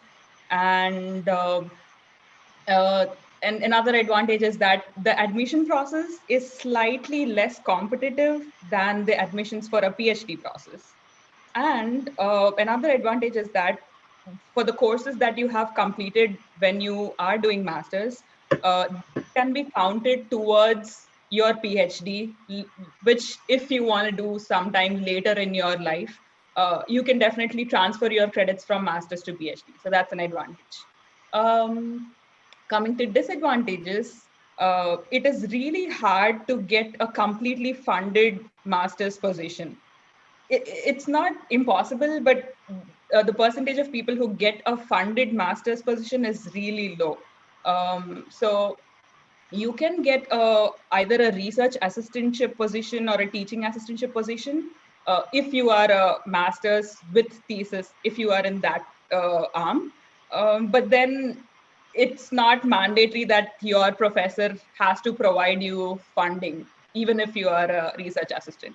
So these are some of the advantages and disadvantages of the master's program. So going into PhD, this is a 4 to 5 year long program. And the first 2 years is usually coursework. And then you'll have a candidacy exam. That is when you propose your research ideas and what you want to do for the rest of your PhD. And then when you pass that exam, the next 2 years will be completely focused on research. And at the end of the research, you'll write your dissertation and defend your thesis. And yeah, you'll get your PhD degree. And so the advantage with PhD program is that, okay, so basically this course is suitable for those who are very, very keen to pursue a research career. So you can, if you want to do a PhD in the US, you can definitely learn a lot of skills. For example, you can write your own grants, you can write your own manuscripts for sure, review your peers' manuscripts and grants. You can get wet lab skills, bioinformatics and big data analysis skills, anything, whatever you want, you can learn through your PhD program.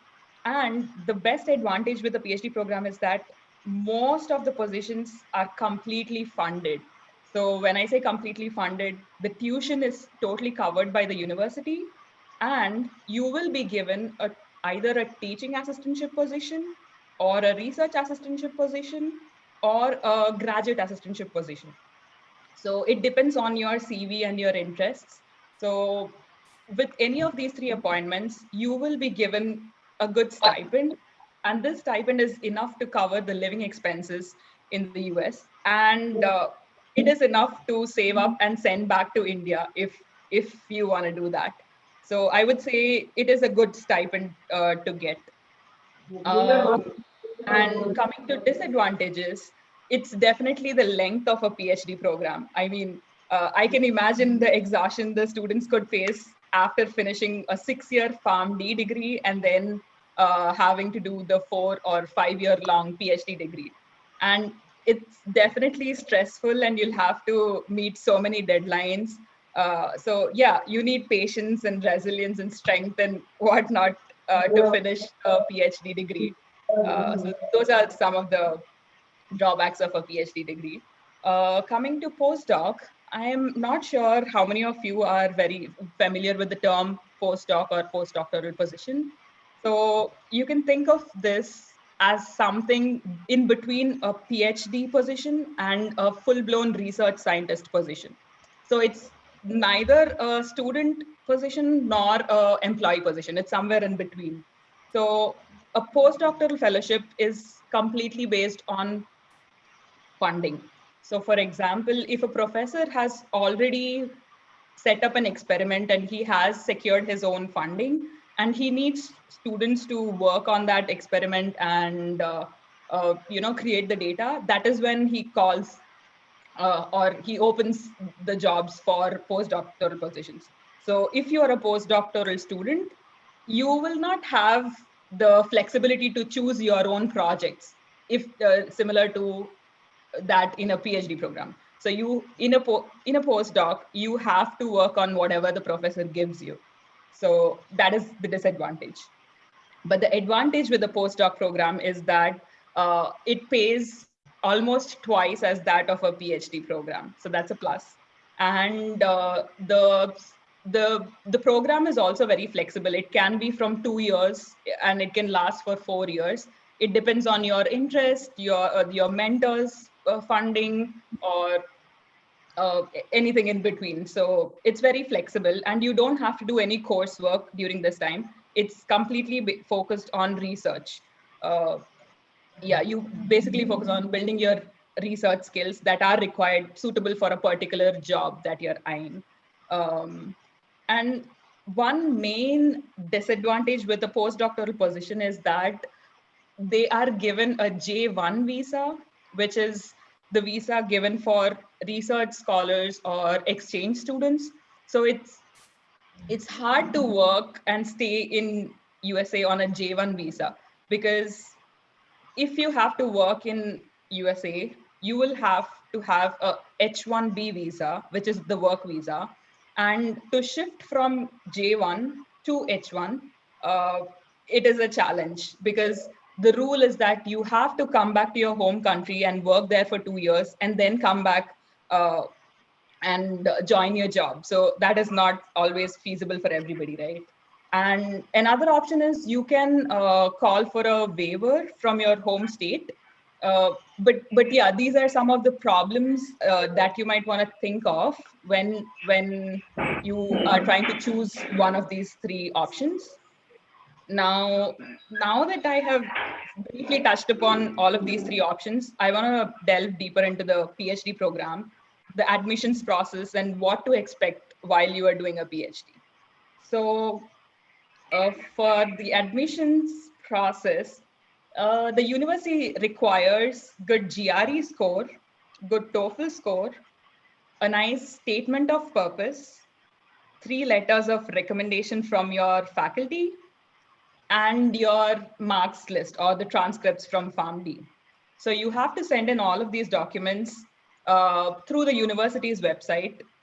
The deadlines for submission are usually in December or January. It depends on the university that you pick. And then sometime in February, they call you in for a Skype or Zoom interview. And in March or April, they give you the final decision about your admission. So once you get admitted, this is now what I'm talking is about how you choose your project in a PhD. So in University of Florida, we have the opportunity to do something called lab rotations. So what it means is that after you are admitted in the PhD program and you come to USA, you can try and work with 2 or 3 different professors, maybe for 6 months each. And then you can test, you can have firsthand experience with the professor's lab, the research projects, what they're doing, and see your compatibility with the mentor. And then finally, at the end of the first year of your PhD degree, that is when you can choose your PhD project and the PhD mentor. So you don't have to come in with everything set up. So you can come to the US, do these lab rotations, and then decide on your project. So that is an opportunity which I thought was very useful, and that is available with the University of Florida. But then some universities don't have that option. What they require the students to do is that they need the students to come in with a completely secured funding. So in that case, what you have to do is, even before any of these admission processes start, you have to email the professors, talk to them and ask them about their lab, ask them if they are open to taking new graduate students, ask them if they have sufficient funding to support you for these 4 or 5 years. If they say yes to all of these questions, then you can go ahead and do the same application process that I have told before. But then mention in your statement of purpose that you have already talked to this professor and he has agreed to give you this funding. So when you do that, your application will be pre-qualified. So you will get priority over any other applicants who have not done this extra step.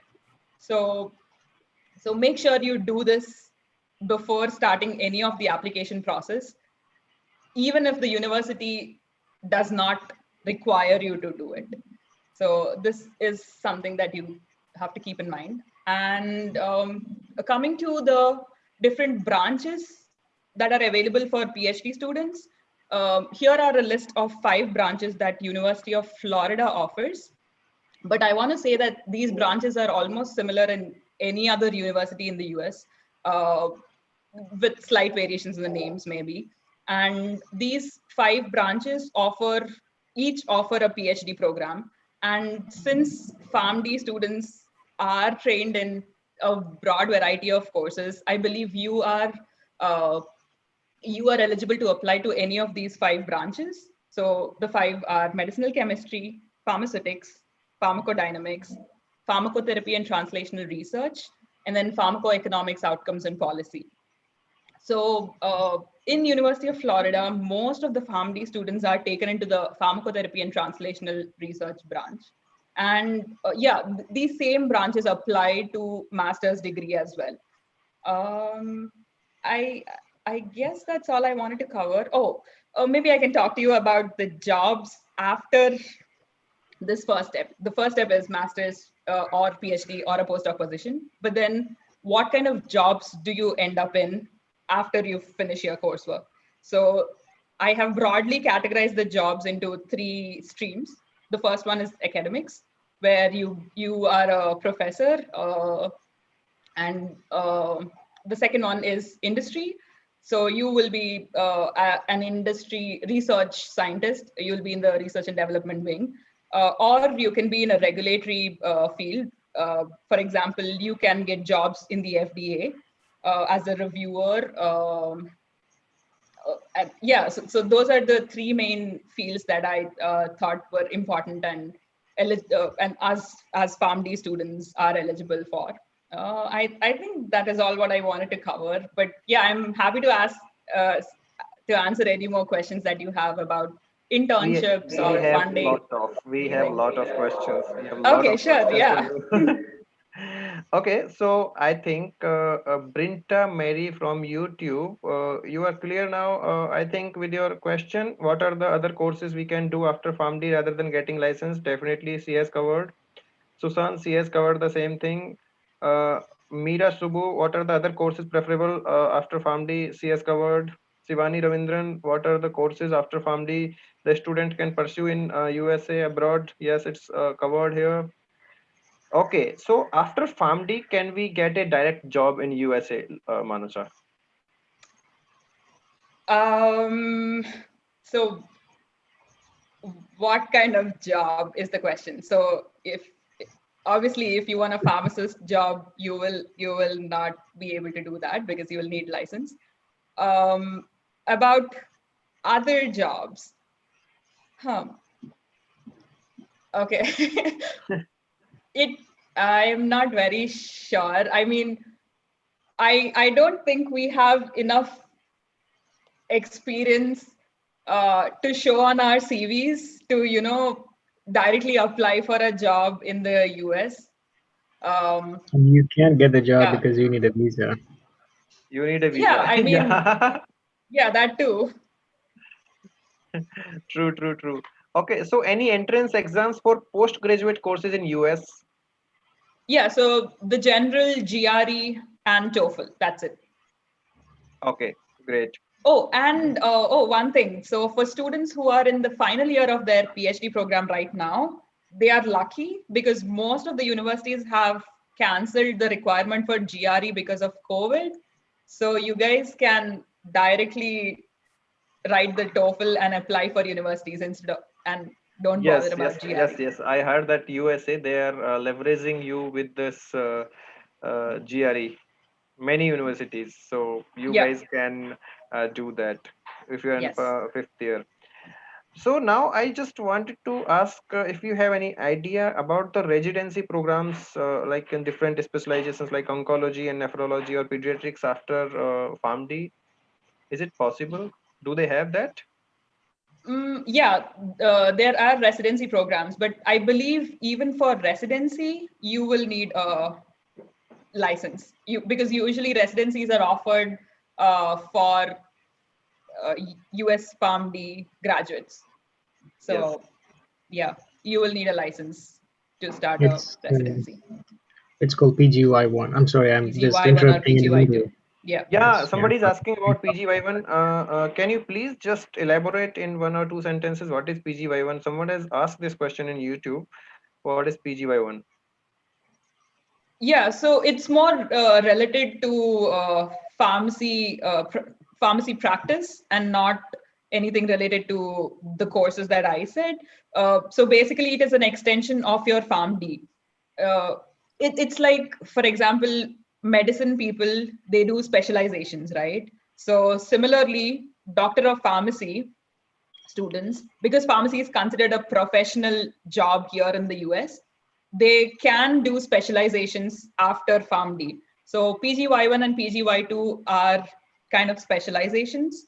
So yeah, you can choose your area. It can be ambulatory medicine, internal medicine, oncology, cardiology, things like that. Yeah. Yes. So one or two questions more. Does the your graduation mark matters in your getting admission in PhD or something? And Okay. asking very interesting tips, I think, from you, Manasa. She's asking, Bhavi is asking, how you became the gold medalist in PharmD. I would love to take this question. Definitely, there are many more questions, but they want some tips on that. Uh, okay, I'll answer the first question first. Marks don't always matter in your application. So it's a balance of everything. So for PhD, mostly they want to look at your research interest and maybe research experience. So if you have done any internships while you are in India and you can convert those skills have to be applicable to a research setting. I mean, you don't have to work in a lab to gain research skills.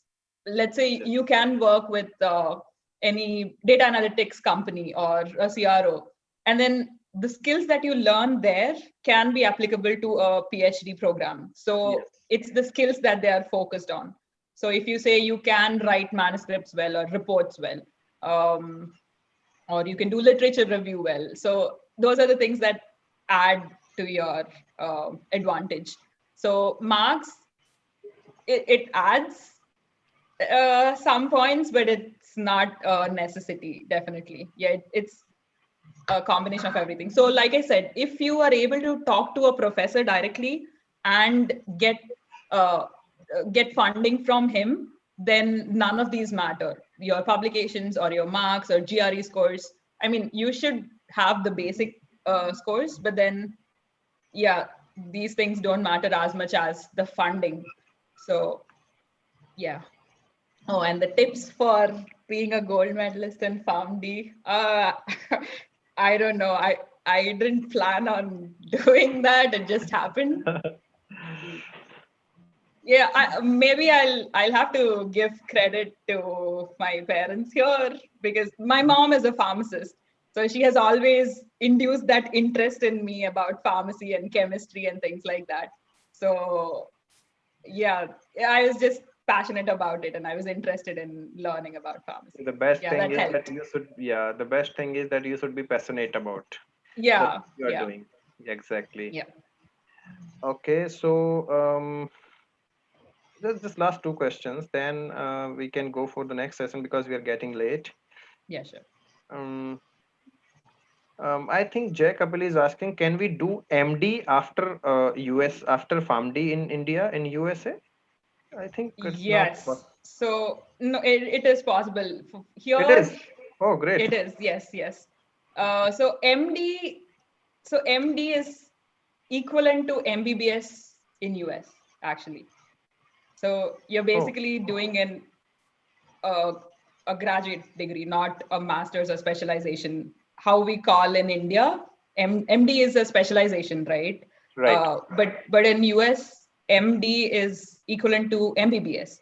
So people with varied backgrounds, like you can be from chemistry or a degree from like physics, entomology, whatever it may be, you and business, whatever, and then you can start your MD degree in US. So that flexibility is there. But do you want to do an MD after PharmD?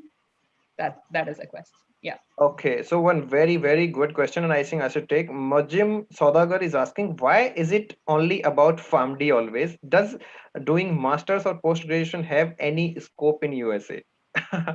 Oh, I'm I really sorry for And we are bringing really sorry, PharmD of course. up. Actually, we all are sorry because we all are, from that PharmD. But definitely, we are here to talk about PhDs also. After PhDs, after masters, definitely, Manasa, you please go ahead and answer this question. Yeah, I'm definitely sorry from my side for bringing up PharmD so many times. I just did that because I have a PharmD degree from India. But all of these three options which I said, it does not require you to have a PharmD. You can be a B Pharm or an M Pharm or a lateral PharmD entry. Anybody. It does not have to be PharmD. So yeah, there you go. All of these three options are equally accessible and open to people with any degree, pharmacy Yes, degree. Yeah. yes. So I think we are now good to go to our next speaker. Now, do we have any other question? Is it useful to do specializations after PharmD regarding the job opportunities? In the US, like Yes, PGY1 and PGY2? maybe, yeah. Yeah, for sure. It definitely pays more to have a specialization. Yeah. Okay. one more last question. Can I join for PhD in USA directly from PharmD in India? Yes, Mansa is doing the same. Yes, that is what I have done. Yes. Yes. And So- you can directly start a PhD even after B Pharm. You don't have to have an M Pharm. So, oh, really? Yeah, you can do so B Pharm is considered as an undergraduate course, and then you can apply for a PhD program. So there are some universities which offer a master's plus PhD for Okay. 5 years, That's the dual interesting. degree programs. So Okay. for those, it's not so different from just a PhD program, because even PhDs take 4 to 5 years. So if you join this dual degree master's plus PhD, it'll again be 5 years, maybe 5 or Yes. 6. So you can do that right after B Pharm. Yeah. Darshan, I think we should not, ask how much she's earning. Okay. Okay. So, thank you very much, Manasa. Thank you, really. Thank you for joining us and, enlighten this untouched area. We were not into that seriously much, the international careers and other things. And we really cleared most of the answers. And if we get some good questions again, we will definitely would be happy to answer at the end of session at 3:30. And Mansa will not be available that time, but we can send her the questions and we will get the answer to you definitely, in upcoming days, in 1 or 2 days. So thank you very much, Manasa, to join us. And thank you all.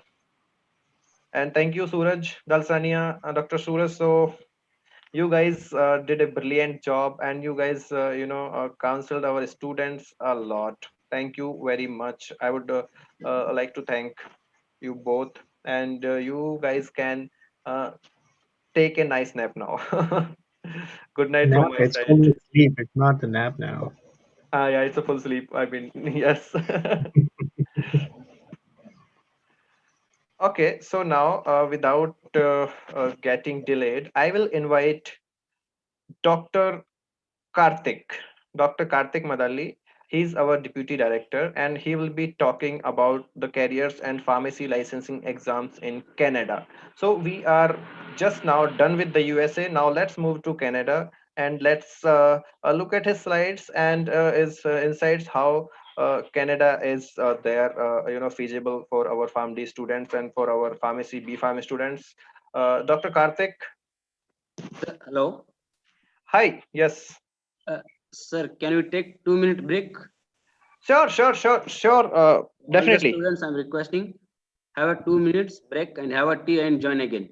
You will get Yeah, definitely. And after Okay. this, we will have 1.5 hour session and then lunch break. Definitely, guys. 5 minutes tea break. Yeah, Please have a tea and have a, yes, yes. So yes, they will get refreshed, sir. Again, you want to ask another country. yes. Definitely, Yeah, because that's they why. have to fly. They have to fly along. Yes, Okay. that's right. Yes, guys.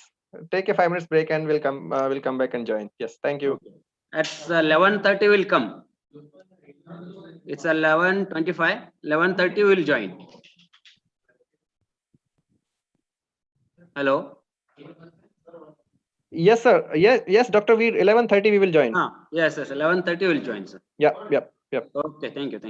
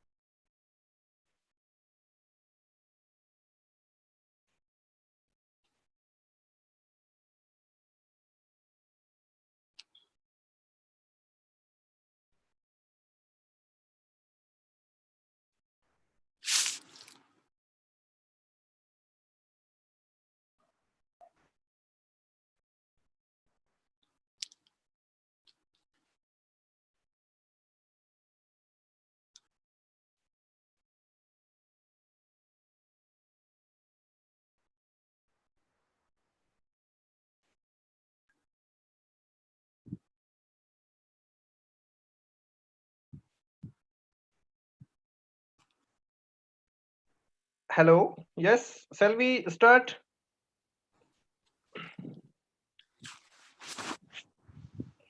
Guys, I hope you are back.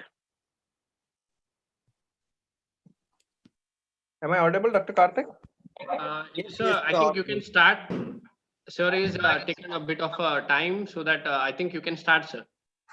No, that's fine. That's fine. That's completely fine. So I can understand there's a huge, the huge information provided by Dr. Dalsania and then Mansa.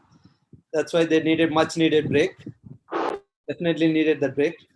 And yeah, Ajit, before I start, if you could play the video with the sound, so then everyone can. Yeah, definitely. Yes, yes, please. So today we are, so now we are going to talk about Canada. So I'll be strictly confined to Canada only. So Ajit, play the video, please. Yes, yeah, definitely. Is it visible now? Yeah, I think visible. It is visible or it is not audible. To launch a career in Canada and curious about the career options for pharmacists. Sound is coming? Then CliMed It's very less. So increase the volume. recognizes that international graduates are a great addition to the country's workforce. Pharmacy profession here is dynamic, highly demanding, and respectful. You may work in a pharmacy dispensing prescription or within a hospital supporting and advising patients alongside other healthcare professionals. Can you play from the beginning? We give students the skills and know-how to make it in the pharmacy world in Canada. The Pharmacy Examining Board of Canada is the national certification body to assess and evaluate competencies of pharmacists. A certificate of qualification from the PEBC is a requirement for individuals' first registration as a pharmacist or pharmacy technician. This includes 3 steps. First, document evaluation of educational and professional credentials to be eligible for the next step. That is, taking the written pharmacist evaluating exam. Once you pass this evaluating examination, you are then eligible for step 3, the final step to qualify. The qualification exam consists of 2 parts. We provide special guidance, 15-week premium course to examination. We have 2 packages. You can choose the one that best suits you. CliMed service consists of other smaller courses by providing real-time doubt resolution, live instructions, complete access to online learning repository, 24/7 guide you in tracking a specific exam-oriented growth by his series. Contact us to know more.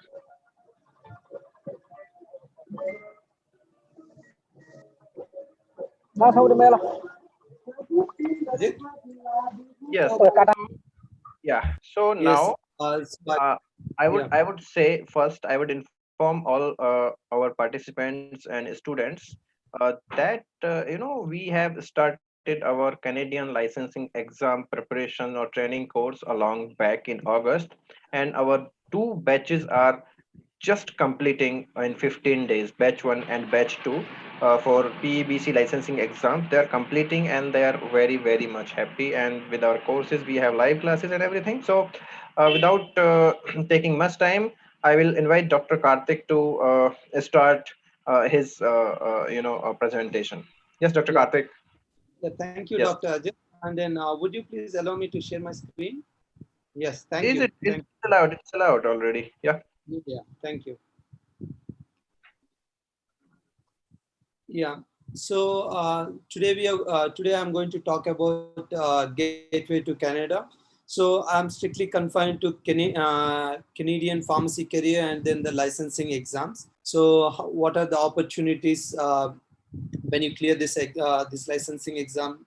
You'll be able to access, and then what are the different pharmacy careers you can explore in Canada, right?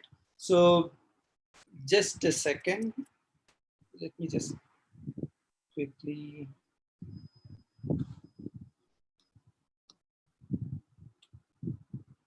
Yes. So why we are choosing Canada? So why Canada for pharmacy career? Why? so because you have to ask this question for yourself. So, and if you, so here are the answers. Like pharmacy is evergreen platform in Canada. So there is a huge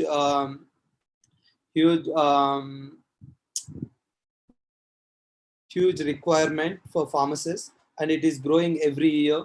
So every year there's a huge shortage of pharmacists, and then they are like, they need pharmacists in Canada, and it is highly paid, and you get decent amount for your job, and then it is better lifestyle, absolutely great infrastructure is there, and then the roads, even the roads are very well constructed, and everything like complete, you have a better quality of life in Canada.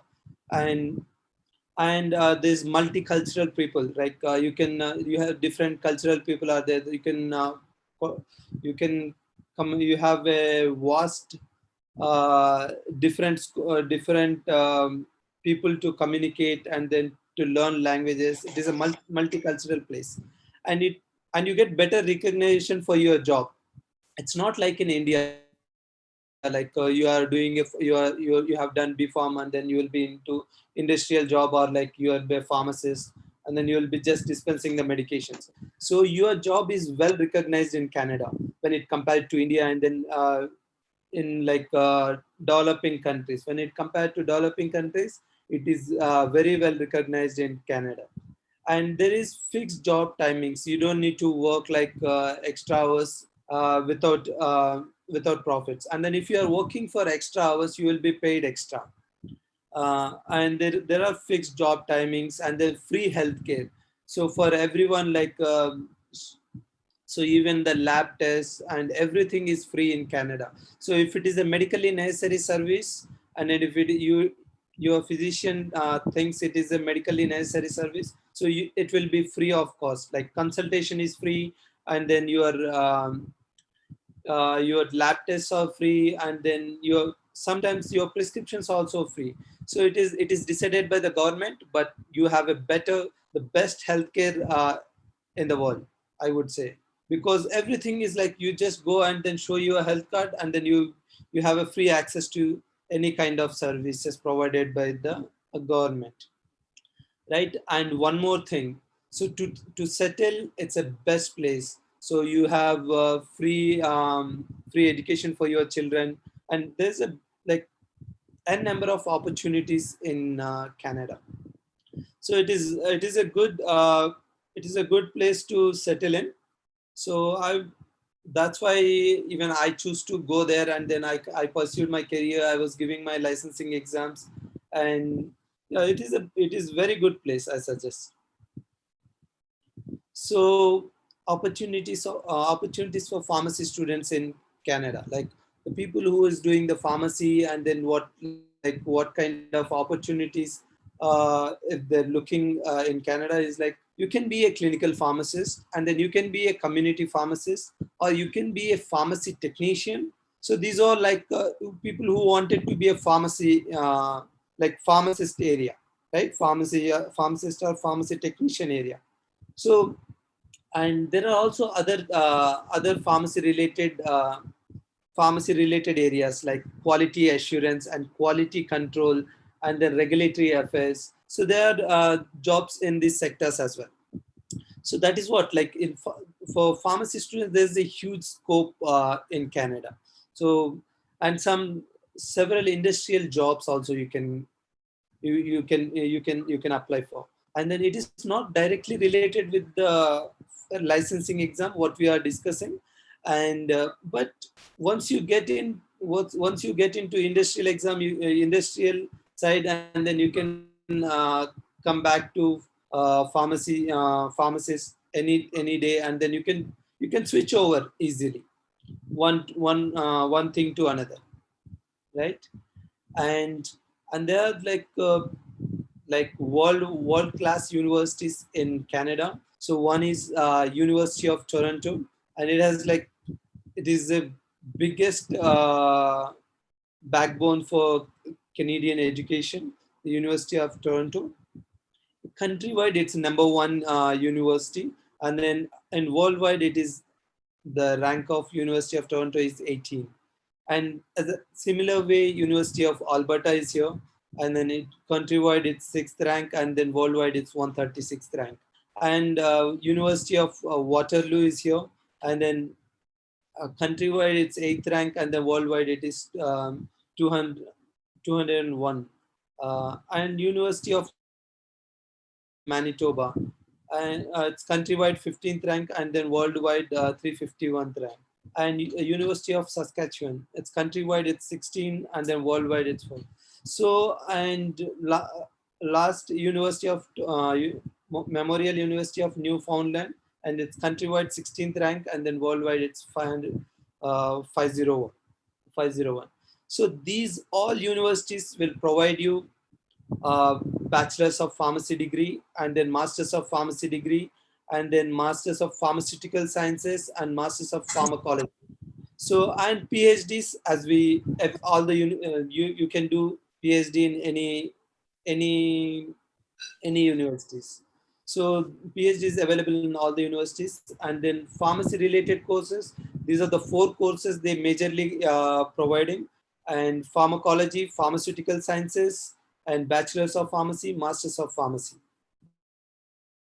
So, and then universities offering masters in pharmacology, other universities, I meant like McGill University and then Western University.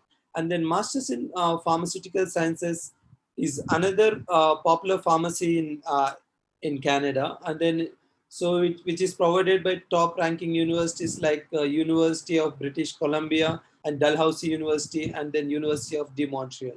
So these so majorly in Canada, the majorly focused pharmacy related areas are Bachelor of Pharmacy, Masters of Pharmacy, and Masters in Pharmaceutical Sciences, Masters in Pharmacology, and you have PhD, as we discussed, right?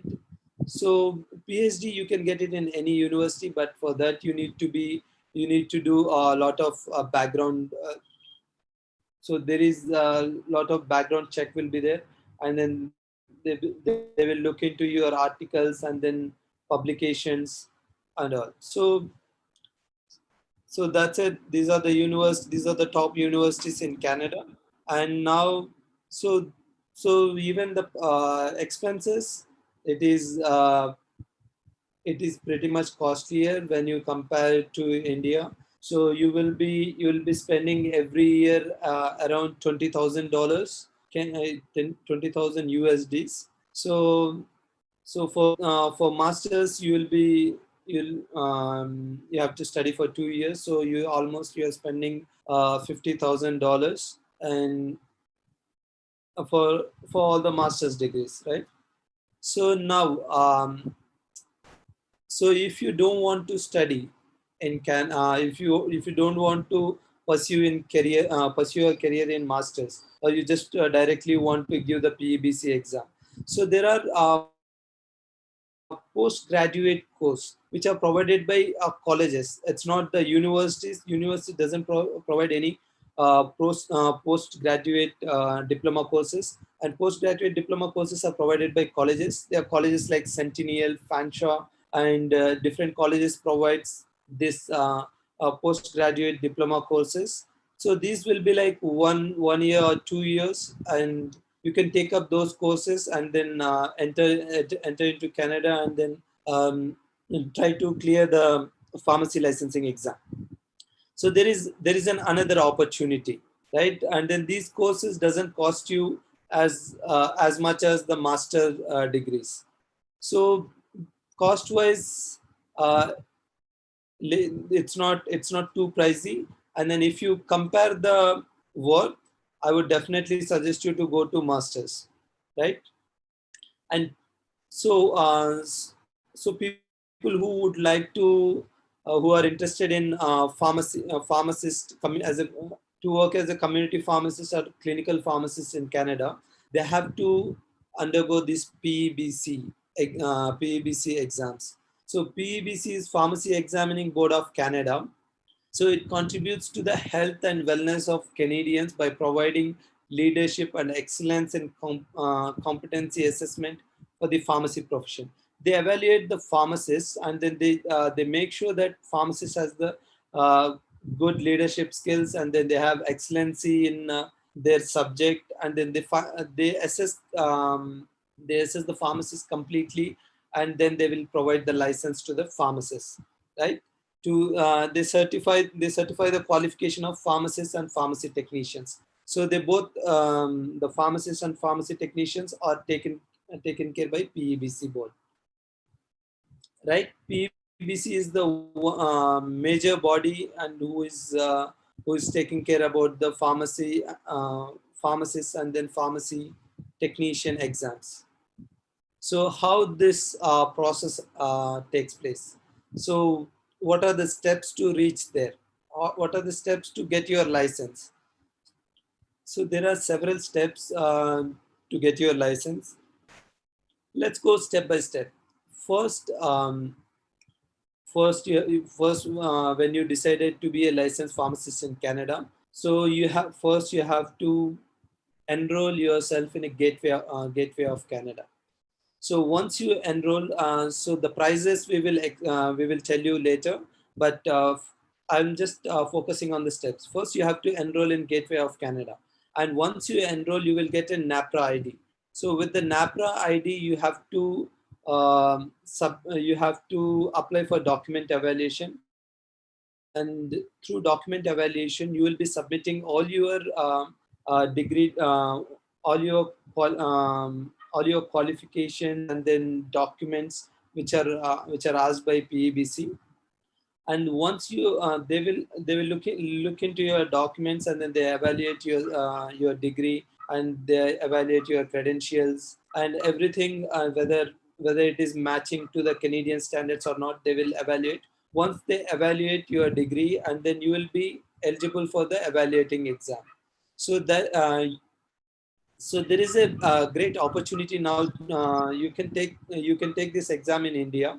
So we'll be discussing about that part later. So yeah, once your documents have been evaluated, and then you will be you can take you can sit for evaluating exam. So once you are qualified, once you are finished this evaluating exam, once you clear the evaluating exam, then you will be moved to qualifying exam. In qualifying exam, you have two parts. One will be one will be the theory, and the other one will be the practical exam. So you have to take two steps in qualifying examination. Once you get into that, and then you have to clear your language proficiency. Here, the language proficiency means IELTS. It's just IELTS. You can't give TOEFL and any other language proficiency exams. It's just confined. Canada is confined. The PEBC is confined to IELTS. So it depends on the province. In certain provinces, you have to go through the bridging program, and in certain provinces, it is not, and it is completely dependent on the provinces. And jurisprudence exam. The jurisprudence exam is it is also dependent on the province. So every province there is a different set of jurisprudence exam. So if you are moving to one province to another, you have to appear for this jurisprudence exam and then clear it, and then you can practice in particular province. So, and then training, and then education equivalency, and then they will once you clear these exams, and then they will evaluate. There will be a panel of PEBC board, and then they will evaluate whether you are matching to the Canadian standards or not, and then they will decide whether to give you a license or not. So if they find any deficiencies, and then they will ask you to correct it, and then appear again, right? And once you're done with that, and then you will be applying to PRA for your license, and then you will get your license, and then you practice as a licensed pharmacist. And few provinces ask you some experience, so it depends on the province to province. Don't worry about that. So it is not mandatory. And then once you apply to PRA, pharmacy regulatory authority, and then they will provide you the license if you met all the requirements. So now, what is this current opportunity? What I was stressing before, right? So due to this present COVID pandemic situation, so PBC has decided to conduct this evaluating exam and then qualifying exam outside Canada. So that means any like in India or in India as well. So in India, US, like any other. So there are certain countries they listed, and then they are conducting this exam in India as well. As per as per CliMed is concerned, as per you guys. So it is a great opportunity for uh, for us to check ourselves and give the exam in India itself, right? So you can choose centers in your country. Like uh, in in India, you can choose. There are different options. In Hyderabad, you can give. Ahmedabad, you can give. Mumbai, you can give. Chennai. So in different cities, they have implemented this exam, and then you can directly go to the center. You can register for this exam, and then you can go to the center and then directly give. So previously, it is not like that.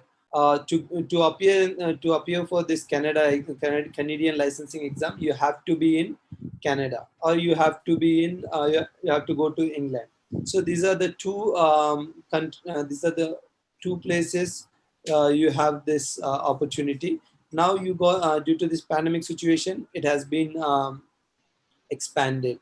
So you can give this exam from your home itself. So that is called remote proctoring. So they will give some instructions, and then how to be qualified to appear for the remote proctoring. And then according to that, you can sit in your home and then give the exam. So that is the best thing what COVID is doing to us. That is the only best thing COVID-19 is doing to us, right?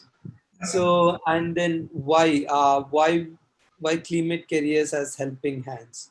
So what we are doing is like we already into this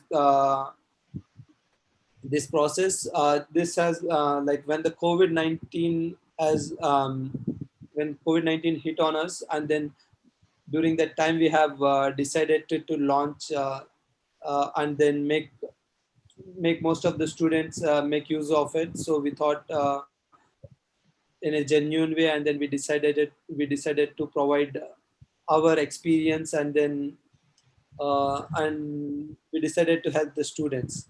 So and evaluating. So what we do is like we evaluate your eligibility for the exams, like whether you have done B Form, whether you have done M Form, whether you have appeared, whether you clear, whether you have done Form D. It doesn't matter. So we will evaluate all your degrees, and then we will be conducting some mock tests, and then we will evaluate your eligibility for the exams.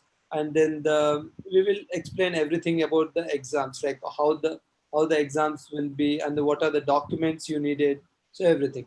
So we will be helping in NAPRA registration process as well. So this is the gateway of Canada. Once you enroll in gateway of Canada, you will be getting NAPRA ID. With that, we will be helping about how to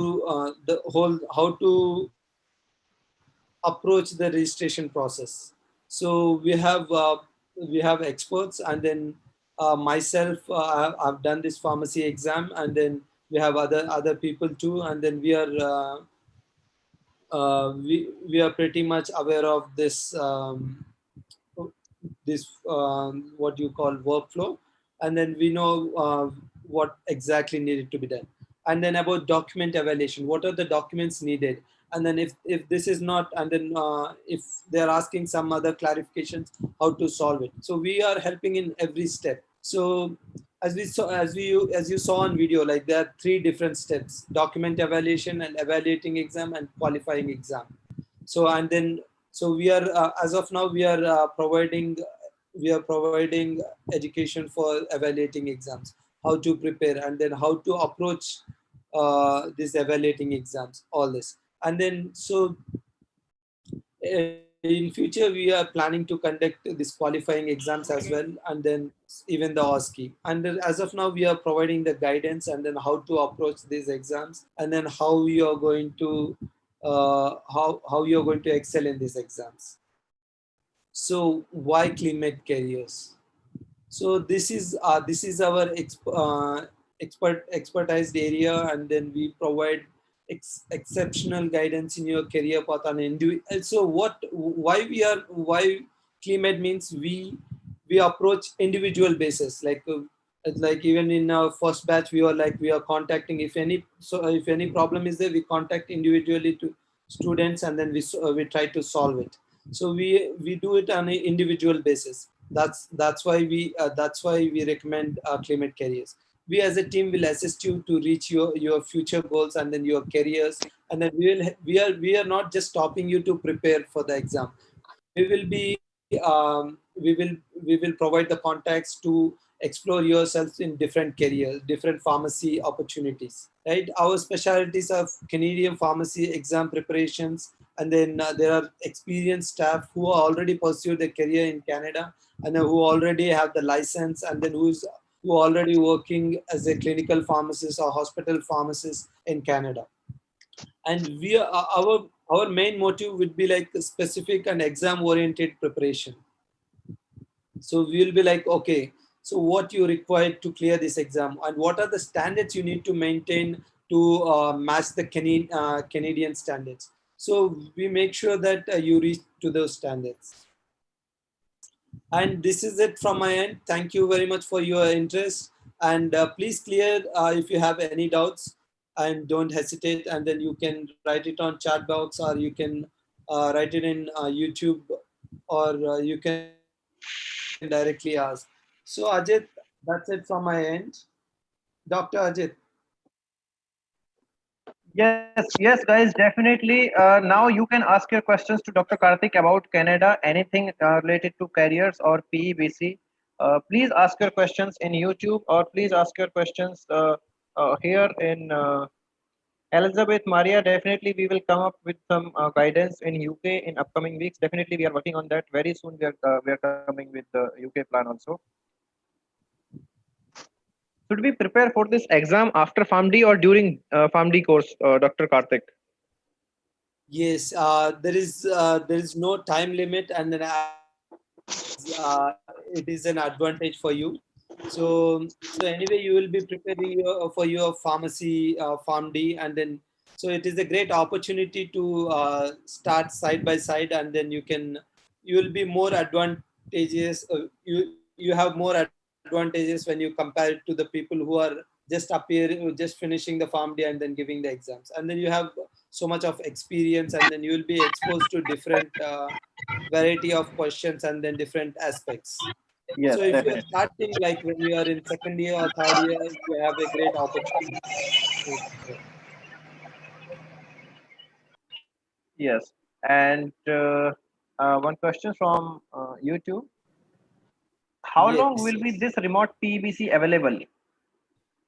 So that so nothing have been finalized, and then because they are going to implement as they started due to this pandemic situation, so they might increase because they are getting a good response from this, so they would like to. So as per my knowledge, uh, as of now, this remote proctoring is working, and then maybe they can extend, and it completely depend on PEBC, and then we will update you when if there is any update. So as of now, there are no updates that they are starting, they are ending on so and so date. So there's no update. So if there is any update, we will inform you. Yeah, Hello. And definitely. Karthik, sir. There, Hello. yeah, I'm hoping that it will continue for longer time. But during I was going through the website, and then they're saying they're getting good response, and then they wanted to make few more changes in this remote proctoring. So they wanted to maintain this as a long term. So that's why they wanted to make few changes uh, for yes. for this remote proctoring. So Yes, they're yes, not Ajit. they're not going to close it. Yes, Dr. Veer, you are having Yeah. some questions, I feel. Yes, sir. Sir, yes, I want one question to Karthik, sir. Huh? Yes, Hello, go ahead. Karthik sir. Yes. Yeah. So, first of all, thank you very much for your wonderful information regarding the PEBC. So, my question is, in India, we have to write PEBC exam in India, or we have to go in Canada only to write Yeah. the. Yeah, that's what, like usually you have to go to Canada or UK to give this exam, and Okay. due to this pandemic situation, you can write this exam in India itself.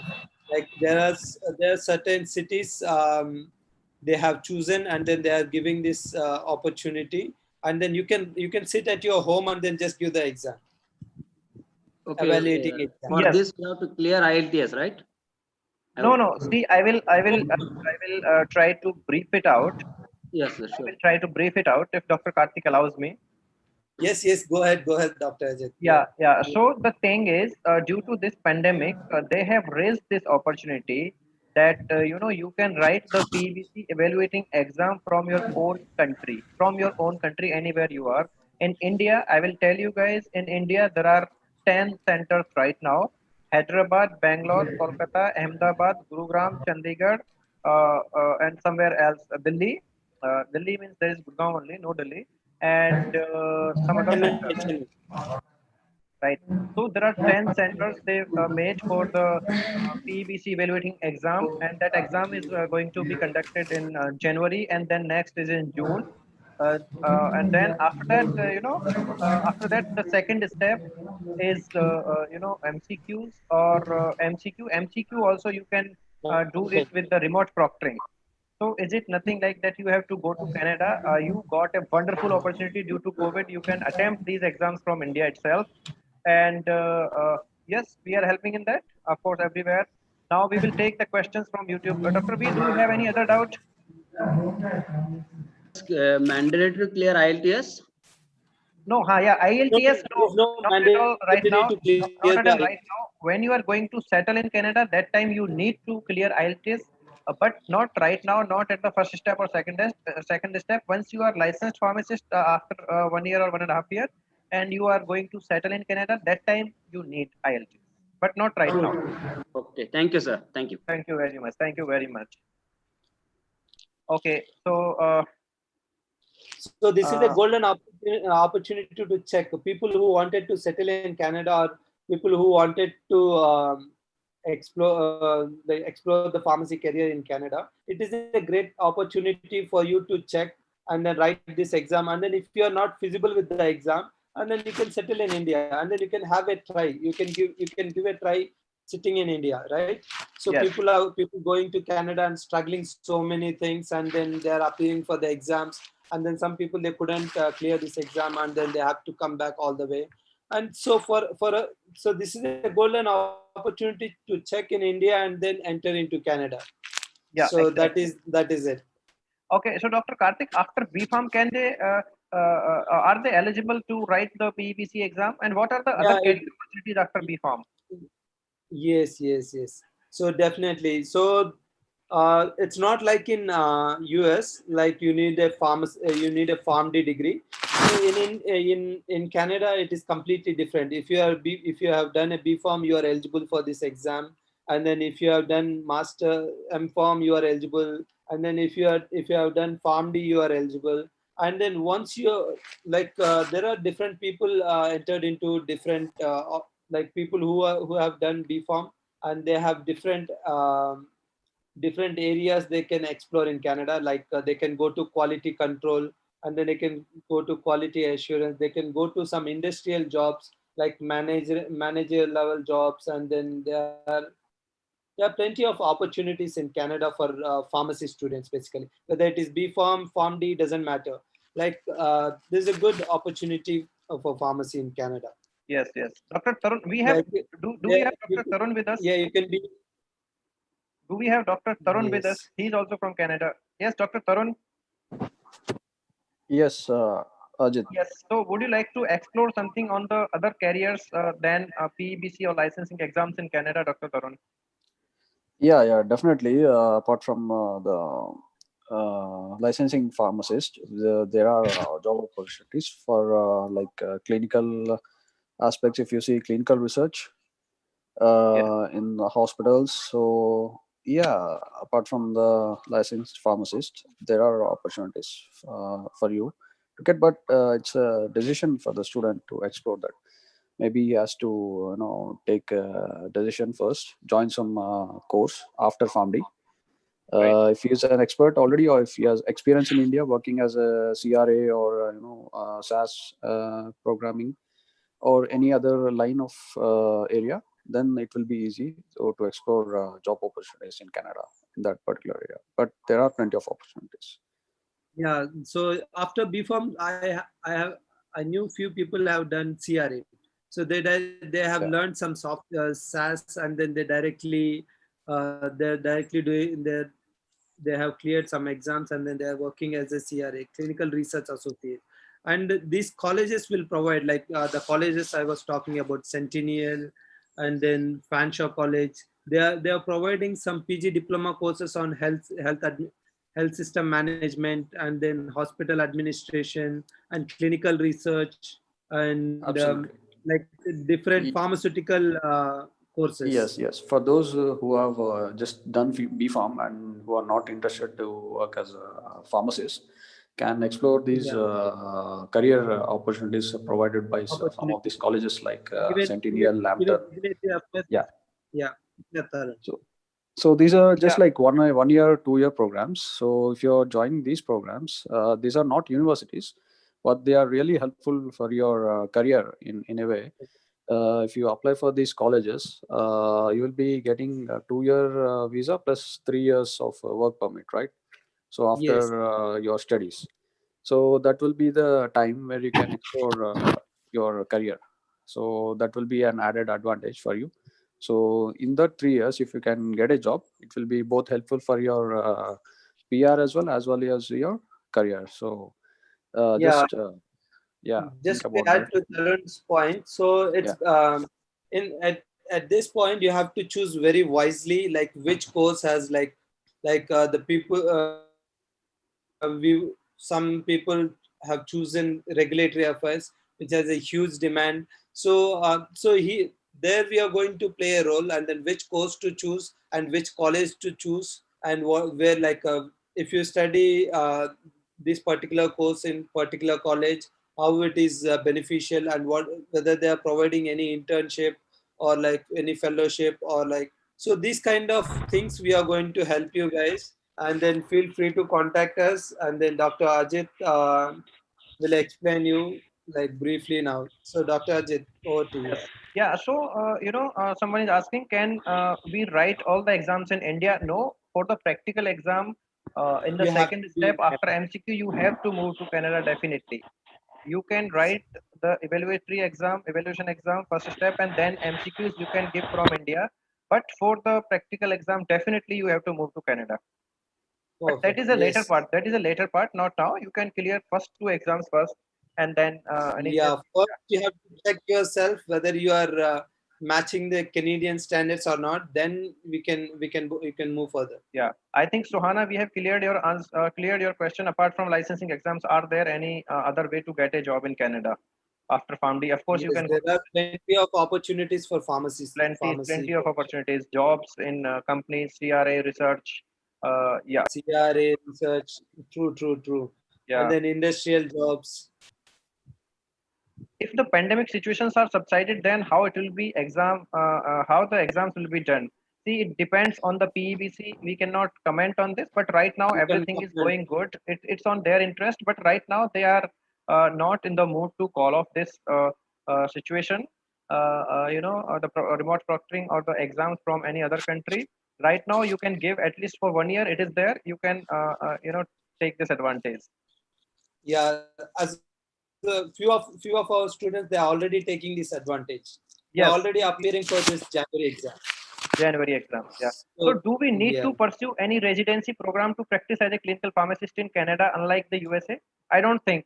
After clearing all the exams, you can directly go for license. You can directly, work as a community pharmacist or the hospital pharmacist. Maybe, yes, right, Dr. Karthik? Dinesh, I feel yes, your question is yeah. answered. I completely agree with you. But a slight point small point I would like to add. So just to it is very to province. It is completely depend on the province. Like some people, some few provinces ask some experience like structural practical training, and few provinces they don't ask you anything, and then they will just directly you can practice. Yeah, great. Okay, Dinesh, I think I hope we are clear. How about the salary for masters in pharmaceuticals and job opportunities? Uh, okay, I think it is. Yes. So there are good opportunities. Even I think I would say around $30 per hour. So that would be the minimum. So for masters in pharmacy, and then you have academic, like you can be a lecturer over there, and then you can there is plenty of opportunities in different colleges as well. Yes, If you Dr. are doing Satish, if you are pursuing this, Dr. yeah. Satish Ashadullah is asking, yes, yes, Mr. Satish, yes, we have our institution, CliMed Education. We have CliMed Education Services, and we have CliMed Careers, and where we are running few courses. We are running the licensing exam training courses. So right now, our for PEBC, we are training the students. We are right now have two batches which are completing in next 2 weeks or 3 weeks, and they are writing the exams in January from India itself for the PEBC. Yes, we are preparing them for PEBC exam. Now I will go to YouTube. I will take few questions, just few questions. Done, sure. Okay, please tell us about residency done. Good afternoon, Dr. Ajit Singh, as Hi, well as good afternoon. Dr. Karthik Reddy. Thank you Yes, so much for yes. wonderful introduction about as well as career guidance for Canada is concerned. We are very happy My for pleasure to collaborate with you guys. Yes, thank you, sir. Thank you very much. Yes, Sir, my question is, yes, sir. Yes. Please. probably this question goes to Dr. Karthik Reddy, sir. Yes, please. Yes. Let me know, as we are faculties one who are working in the industry, because I'm getting many messages from many colleges who are associate professors and already professors who are working in the pharmacy practice department. Okay. Even they are planning to shift to Canada, and they are willing to continue their research in the Canada itself also. Just they wanted to know any other doors are open for faculties or any other clinical SAS specialist or clinical data analyst if they want to shift to the Canada. Yeah, there is definitely there are opportunities for SAS. So because you can work as a CRA over there, and then there are like plenty of opportunities who already pursue.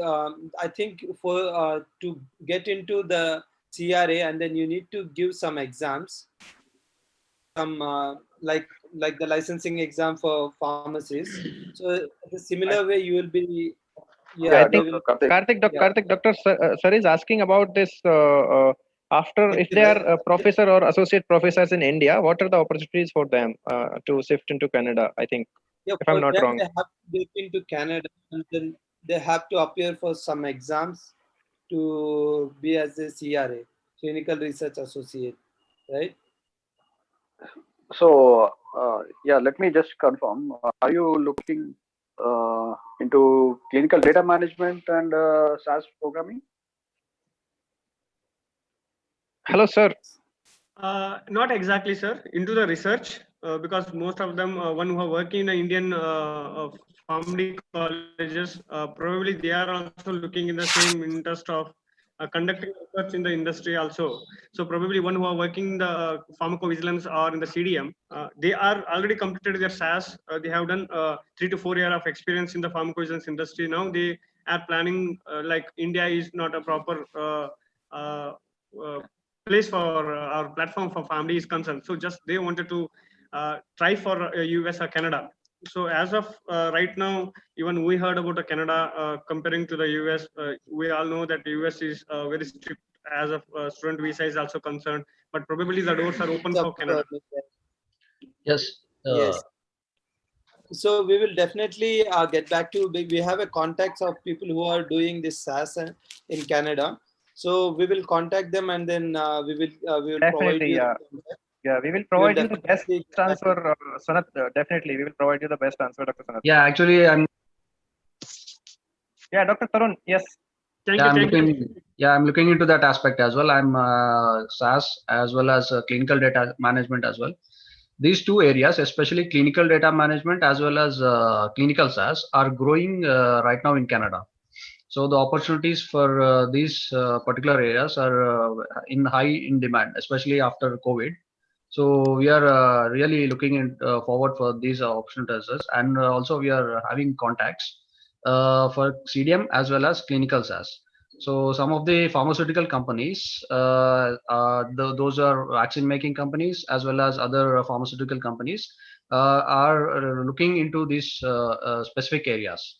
So definitely, it's a growing field, and we'll get back to you with more answers on this. Yes. Yes. Yes. Yes. Thank you so much, sir. Probably, I think so for Canada, as of student visa is concerned, probably the IELTS score 7 is a minimum band which students are required. I think so. Just I wanted to have update on this also, sir. It depends. It depends from college to college. Yeah, that Universities, is it. yeah, True. universities a little bit higher, but Yeah, for because diploma colleges, 6.5 to 7 is enough yeah, overall. last year University of Toronto was even clearly stated band of 7 is a minimum and 7.5 is for scholarship. Yes. I wanted to know about any update on this IELTS results as of right now in 2020 pandemic is concerned.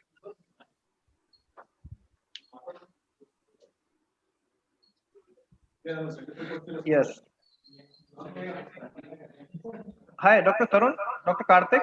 Yes. Yes. So I don't think so. Any update is there as of now. But as for University of Toronto is concerned, 7 to 7.5 is enough. But if there is any update, we'll definitely get back to you, sir. Yeah, definitely. So now somebody is asking me the question: can we write this exam during course time, like at the end of PharmD 5th year or 6th year? No, I will clear it out. To write PBC exam, you need to complete your degree. You need to complete your B Pharm or you need to complete your PharmD. Without completion of degree, you cannot write.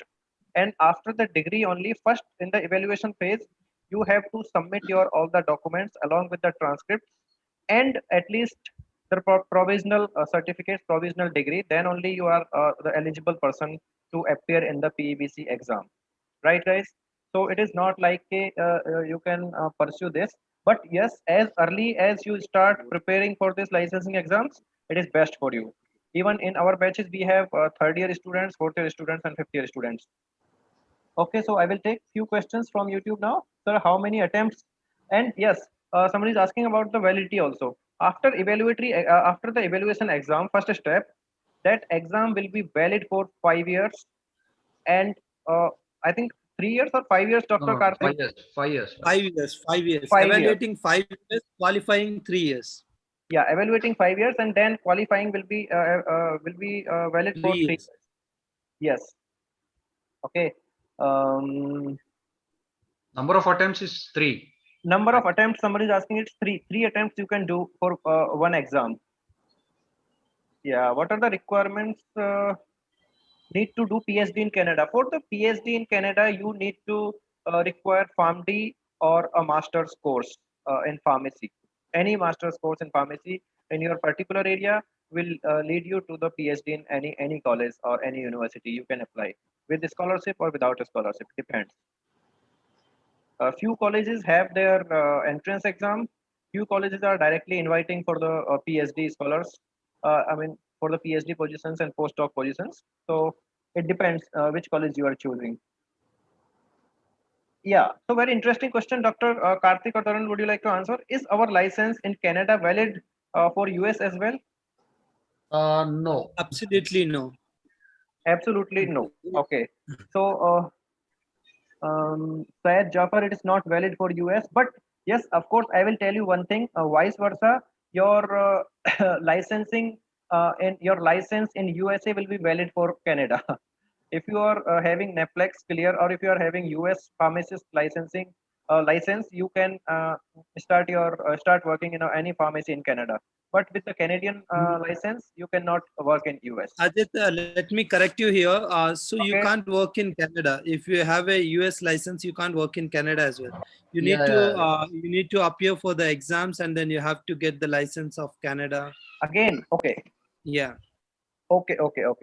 So yes, Yeah. so I'm sorry for the incorrect information here, guys. Maybe some right, no problem. So next question is, sir, can we survive on our own financially during the time 17 hours internship?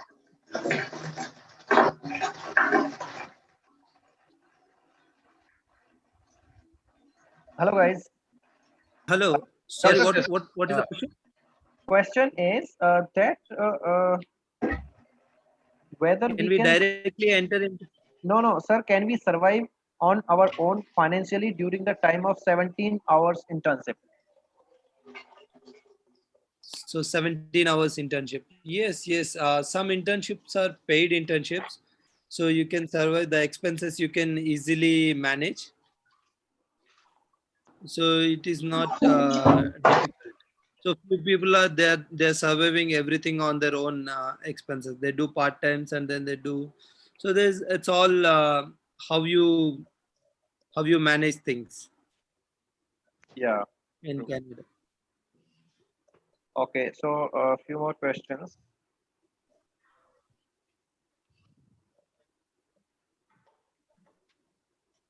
For getting job in regulatory affairs in Canada, is it necessary to clear Pharmacy Board of Canada exam?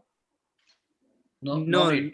definitely no, definitely no. Definitely no. You can directly join a course or directly join any degree there.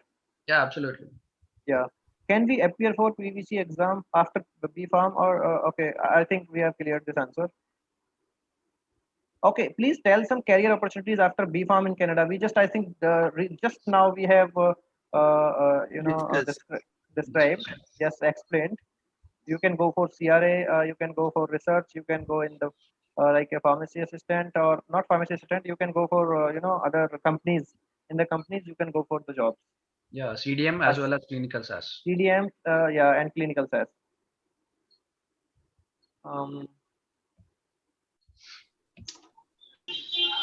okay, what is the total expenses of PEBC exam around, Dr. Karthik? It will come around.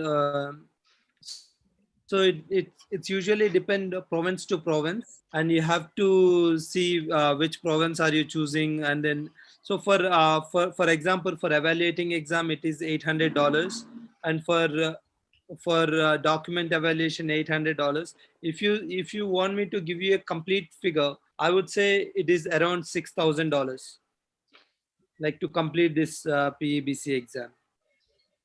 6,000 CAD Yeah. for your courses, for your classes, and everything included. Yes, definitely. Just And for exams, it is 4,000. 4,000 US, 4,000 Canadian dollar. 4,000 Canadian dollars. It is less than that, but I gave you the maximum amount. Okay. Okay. For industrial jobs, which course we have to do in Canada, or which exams? I think Brinta, no need to give any exam except your English proficiency exam, right, Dr. Karthik? Yes. So you have English proficiency exam is needed to get a visa, or like once you cleared your exams, once you clear your pharmacy exams, then you need an English proficiency exam, No. and only Karthik, uh, yeah. for the jobs, specifically if you're looking for a particular area, maybe you have to consider joining some colleges, diploma colleges, to further your job opportunities over there. Because sometimes the companies may or may not consider your work experience in India. So if you really have good experience in India, then you can directly apply for jobs over there. As a fresher, it's a bit difficult to get jobs in Canada. Yes. So yeah. Good.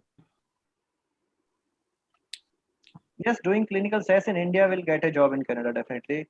Okay, so Sajia is asking, sir, I have completed my PharmD, but I did not get my original memo. Can I apply for PEBC exam from India? Yes, you can definitely apply, and then you can tell them that you didn't get the degree, and then by the time you get your degree, and then you can directly send your degree as well. So you can directly Yes. apply. There is no restrictions as of now. You can start the process, and then later when you get the degree, you can update them with your Yes. Yes. documents. So somebody is asking about the PhD after PharmD. Yes. So you can go for PhD and preferable areas if you. It depends on your specialty, which specialty you have done your masters, or which specialty you are, you want after PharmD. Maybe therapeutics, maybe pharmacology, maybe pharmaceutics. So it depends on your specialty or your PharmD or your career goals, where you want to go, where you want to settle yourself in Canada. It depends on you. And I think top 10 universities or top 6 universities Dr. Karthik has described. If you need more information, you please fill that form.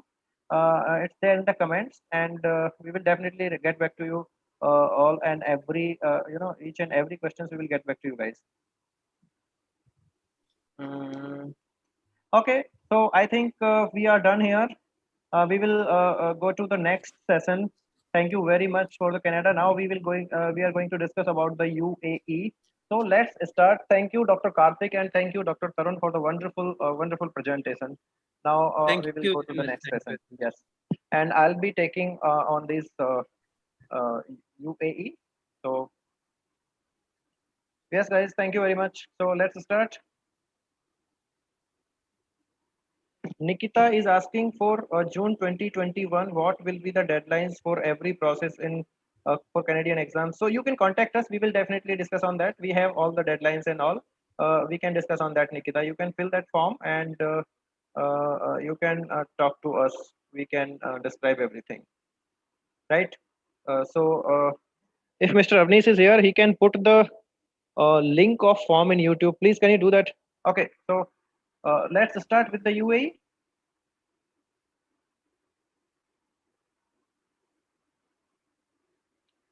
Okay, so guys, I'm going to talk about the international carriers and pharmacy licensing opportunities in UAE. So why we should choose UAE, and when what else we can do in UAE except the licensing exams, and what are the licensing exams? I feel UAE is the cheapest one, where you do not have to spend much for the licensing exams, and where you will get a lot of things, uh, you know so yeah, we will start. So first of all, before going to discuss about UAE pharmacy licensing exams, or before going to discuss about the pharmacy careers in UAE, you have to understand the UAE map. UAE has 7 emirates. As in India, we call it states, right? Rajasthan, UP, Delhi, Karnataka, Tamil Nadu. In UAE, there are 7 emirates, right? So 7 emirates, they have different rules. They have different procedures, different job opportunities. So we will be talking about everything, right, guys? We'll be talking about all. So first of all, I'll tell you about the major part of the UAE is Abu Dhabi and then Dubai. So in if we talk about the licensing exams, these licensing exams are divided into three categories, right? These three categories are: one is for Dubai, one is for Abu Dhabi, and one is for rest 5 emirates: Al Quwain, Azman, Sharjah, Fujairah, or Ras Al Khaimah. Right. So these have there in UAE you have to you have 3 licensing exams. Depends on what you are going to choose, or which emirate you are going to choose. Right. So remember, there are 3 things. One is for Abu Dhabi, one is for Dubai, and rest 5 emirates follow one a health association, that is MOH, Ministry of Health. Dubai has different health association, that is DHA, Dubai Health Association. Abu Dhabi has different health authorities of Abu Dhabi, HAAD. So these 3 have different rules and regulations. If you want to settle anywhere in UAE, you have to follow the respective rules. If you are in Dubai, you have to follow DHA. If you are in Abu Dhabi, you have to follow DAA, HAAD. And if you are in Fujairah, Sharjah, or Al Queen, Azman, or Ras Al Khaimah, anywhere, you have to follow MOH, Ministry of Health Authority, UAE. So, what are the career options? See, why we should migrate to UAE? First of all, the question why we are choosing UAE? Why? First of all, this is the financial heaven. Financial heaven. Why? Because in UAE, wages are too good and taxes are very less. There are taxes are almost negligible. There are no taxes, but there are fines. There are penalties. Their rules are very strict. You have to give penalties. You have to give, the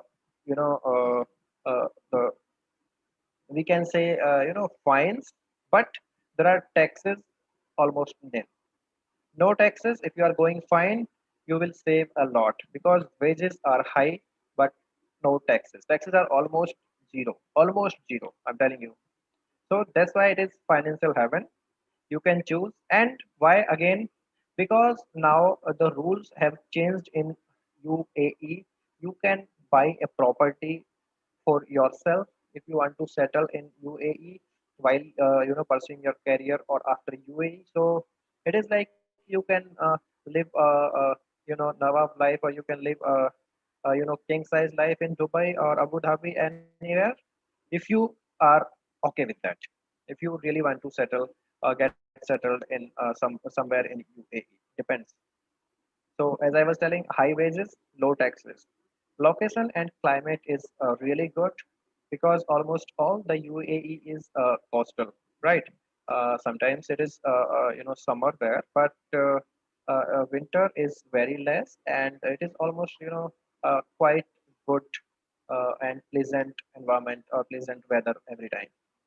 Lifestyle is good, as you know. Dubai is one of the great travels destination, so you can get settled there in Dubai. Lifestyle is really good in Dubai or Abu Dhabi.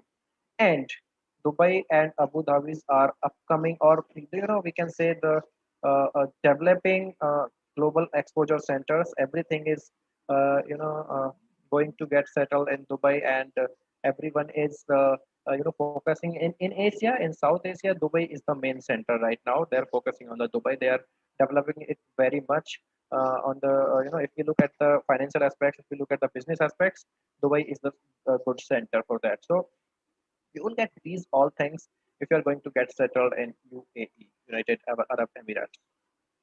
So let's talk about the higher education in Dubai or UAE. Higher education, what are the higher education chances? See, if you are just done with your plus two or your PUC, you can go there for your certificate courses. You can go there for your bachelor's degree. There are definitely good colleges and very, very good universities which are offering the bachelor's of pharmacy. And if you are done with bachelor's in India, you can go for master's courses. You can go for other certifications in specializations like in pharmacovigilance, regulatory affairs, and you can go for MPharm of clinical pharmacy or MPharm in any stream. Whatever stream is good for you, is suitable for you. You can go for any streams in UAE, for pharmaceutics, for pharmacology, anyway, anything. It depends on your specialty. And there are the pharmacist assistant diplomas. Few universities are offering the pharmacist assistant diploma. So after pharmacist assistant diploma, you can get a job there directly as a pharmacist assistant. You just have to write one exam, simple exam, or in some provinces or some emirates, you need not to write that exam also. But after this diploma, definitely you will get a job as pharmacy technician, right? So there are different levels from level 1 to level 3, right? And if you are done with your masters, you can go for doctoral programs like PhDs in different universities in different streams. You're most welcome there to pursue your PhD in UAE. And postdoctoral programs. After PhD, you can go for postdoctoral programs. and MSc in any clinical streams you can go. MSc in oncology, MSc in therapeutics, MSc in pharmacology. You can join. So these are some top colleges in UAE. Number one or two is like Ajman University, Ajman, then Al Ain University of Science and Technology. These are the colleges which are offering the pharmacy courses. Not simply, these are the courses where you can get the pharmacy courses, right? So Dubai Pharmacy College, Dubai, Fatima College of Health Sciences, Gulf Medical University, and the best, I will tell you guys, RAK Medical and Health Science University. This is Russell Khaimah Medical and Health University, Health Science University is totally driven by Indians. I'm telling you guys, totally driven by Indians. The dean of Russell Khaimah Medical University and Health Science is my, previous mentor, my ex mentor. Okay, so Russell Khaimah Dean is my uh, ex mentor, my PhD mentor, right? And Dr. KL Berry is his name. And then if you go to the RAK College of Pharmacy, Russell Khaimah College of Pharmacy, in Russell Khaimah, the dean is from Manipal College of Pharmacy, Pharmaceutical Sciences only. The dean there is from Manipal College of Pharmaceutical Sciences. He was the ex HOD here for pharmacy practice. So she is the dean of Russell Khaimah University now. Okay, University of Sharjah also we have many known people, and we can get a good help for all the universities which I have mentioned here. We have good contacts as well, right? So these all are almost all the big positions. We have good Indians there. So you can think of like one Indian is running the one of the greatest university in UAE. So you have best options. You have best options in academics also. Not only in like for courses. If you want to get into the academics, you can start your career after PharmD or after masters. Definitely after BPharm, you may not get that great chances to pursue your career in UAE in academics. But after PharmD and after your PhD or after masters, you will get a good chance as a lecturer or as a adjunct faculty, or you can go for an assistant professor as well after PharmD and all in these colleges, right? And then other jobs than other jobs for the pharmacy graduates. They can go for a retail pharmacist, clinical pharmacist, hospital pharmacist, of course. But other than these, lab technicians in the colleges, lab technicians in the colleges. As I was talking about the academics, you can work as a lab technicians. Many of the Indians are working there, and salary is really good. I mean, as you are going for the lab technician, of course, salary will be lower than the others, but that for that position also you will get a good salary. In pharmaceutical companies, you can go as a product specialist, you can go as a manager, you can go as a medical advisor, you can join on different positions as you can join in India. So there is the liberty. You need not to clear any exams. You just have to apply, and you just have to have the good knowledge of subject, and you can apply for the jobs. If you get, you can move to UAE for this job, current jobs, whatever you're getting there, right? And you will get a job. You will get a job in hospital administration and quality control also. You can get job in that pharmacovigilance. You can get job in regulatory affairs. But of course, if you want to go to colleges academics, BPharm is not a suitable or sufficient thing. You should go for masters or you should go for PhD. Then only you can go for academics. But one more interesting thing here is you can apply for some insurance companies also. Insurance companies in UAE are very much interested in Indian pharmacy students even after BPharm or PharmD.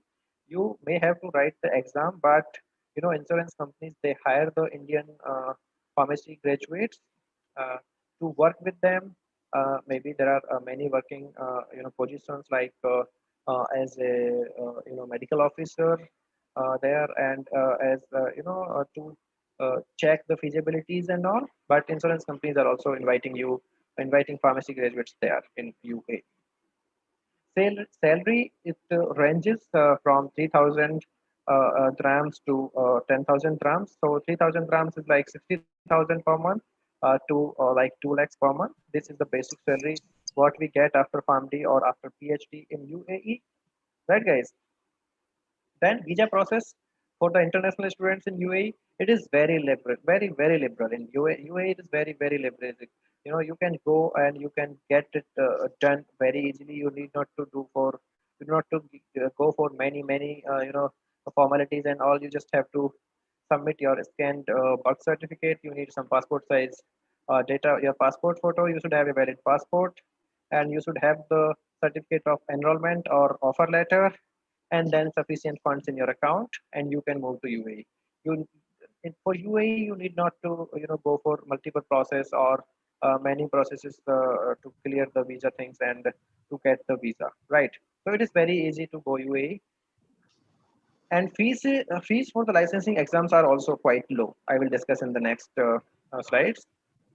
Now we'll come to the pharmacy licensing exams as we are done with the careers. You know, pharmacist average salary you can see here. You can see here pharmacist average salary. It is 13,000. And this is the comparison based on the experience. How it is increasing? It is increasing, with the experience. With the experience, it is increasing. 13,800 AEDs plus 2 to 5. If you have 2 to 5 years of experience, it will increase by almost 40%.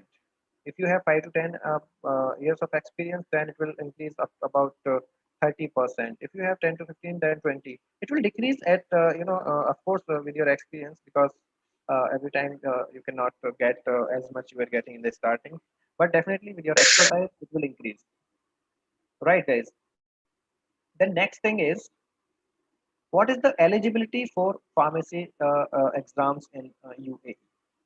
If you want to settle in Dubai, Abu Dhabi, or any of the Emirates of UAE, you need to have the PharmD degree. You need to have the PharmD degree, or you need to have the B Pharm plus 2 years of postgraduate qualification. This is for the clinical pharmacist, guys. Remember, this is for the clinical pharmacist. If you have the PharmD degree, minimum 6 years of course, you can get it. If you have the BSc in pharmacy or B pharmacy, you need to do the master's course in India or anywhere, but you should have the master's course. If you are bachelor's of pharmacy, then only you are eligible for the clinical pharmacist job in UAE. And along with these degrees, whether you are PharmD, whether you are master's, you need to have 2 years of experience post qualification in the related field in hospital setting. So 2 years of experience is mandatory. After PharmD or after masters also, 2 years of experience is mandatory to become a clinical pharmacist or any pharmacy job, whether it is pharmacy technician, whether it is clinical pharmacist, whether it is hospital pharmacist. You need to have 2 years of experience, and I mean after your whatever qualification is there. Maybe after PharmD, or for in case of pharmacist, after doctor of pharmacy or after a bachelor of pharmacy, you need to have 2 years of experience. Or for pharmacy technicians, after diploma, 2 years diploma course, you need to have 2 years of experience, right, guys? So it is mandatory. So after that, what is the general assessment pathway? This is the general assessment pathway. You have to register to the relevant site, which is different for all the three sets. One is for DHA, Dubai, and one is for Abu Dhabi, and one is for rest 5 Emirates, right? So you have different things, different websites. Then you have to do the online payment. Then you will enter to the data flow. After registration, you need to enter to the data flow. You have to submit your all the documents and all the transcripts, all the documents which are required. You have to upload to the data flow, and then after data flow, they will give you the green or red results. Green means you are passed, your documents are ready, and then red means your documents are not sufficient, and you have to provide again, or you have to provide the missed documents. So then only it will come green. Otherwise, you are not eligible for the next step. So as we can see in the 5, positive report should be is mandatory to from the data flow to get to the next license site. So once you get the report from data flow, you have to go to the licensing site. You have to submit your all the documents again with the report. to the licensing site. It is just a formality. Once you are done with the data flow, once your documents are evaluated by the data flow, you need not to worry about it much. You just have to keep your documents with you, and you just have to upload those documents to the licensing site, and it will not take much time as well. Once your document evaluation is successful, you can process for the prometric exam. So that exam is in UAE you can write this exam. In India as well you can write this exam in India as well, right guys? And you can write this exam in UAE as well. And this exam is not having any specific dates. You can write every week. You can write every week. But yes, I mean there are there are the process. There is the process and there is the limit. You can write only twice. You can write only twice, right, in your lifetime, either twice or thrice, not more than 3 times. Definitely not more than 3 times. You can write only twice or thrice, right, guys? So it is very much important to know the limits. And but yes, there is no date. You can fix your own dates, and you can write any date in the weekdays, right? Once you get your evaluation certificate after probatoric exam, once you get your evaluation certificate, you have to you will not get a license. You will get a eligibility certificate. Once you get your eligibility certificate, you have to search the job. Once you get your eligibility certificate, you have to search the job. Job means any pharmacy or any company or any pharmaceutical company. I mean, for companies as well, it is not required. But for the pharmacy companies, I'm telling, dispensing and clinical pharmacy or hospitals, you have to search a job within 1 year. After eligibility, if you are not getting a job within 1 year, you have to write the exam again. You have to write the exam again, right, guys? So you have to get a job, and then the particular company will apply for your license. After getting your eligibility, the particular company will only apply for your license. You cannot apply directly. That company will only apply for the registration, for the license, for the pharmacy license. But later you can transfer that license to any other pharmacy if you wish to. But the full process will be done by the host pharmacy or host pharmaceutical company. They will only proceed. They will only do all the expenses for the licensing, for the license after your eligibility. So your work is up to the eligibility certificate. Then what is data flow? Data flow is the agency where what conducts all the primary sources verification from all the different healthcare licensing authorities. So data flow will work for all the three health authorities, for Abu Dhabi, for Dubai, or for all other five Emirates. Data flow is the first step. So look into the authenticity of your submitted documents. They will look into that all the documents like educational credentials or experience letters. They will verify those experience letters and the educational credentials with the particular organization in your country. This is the link for data flow website, and then they will issue the positive or negative report.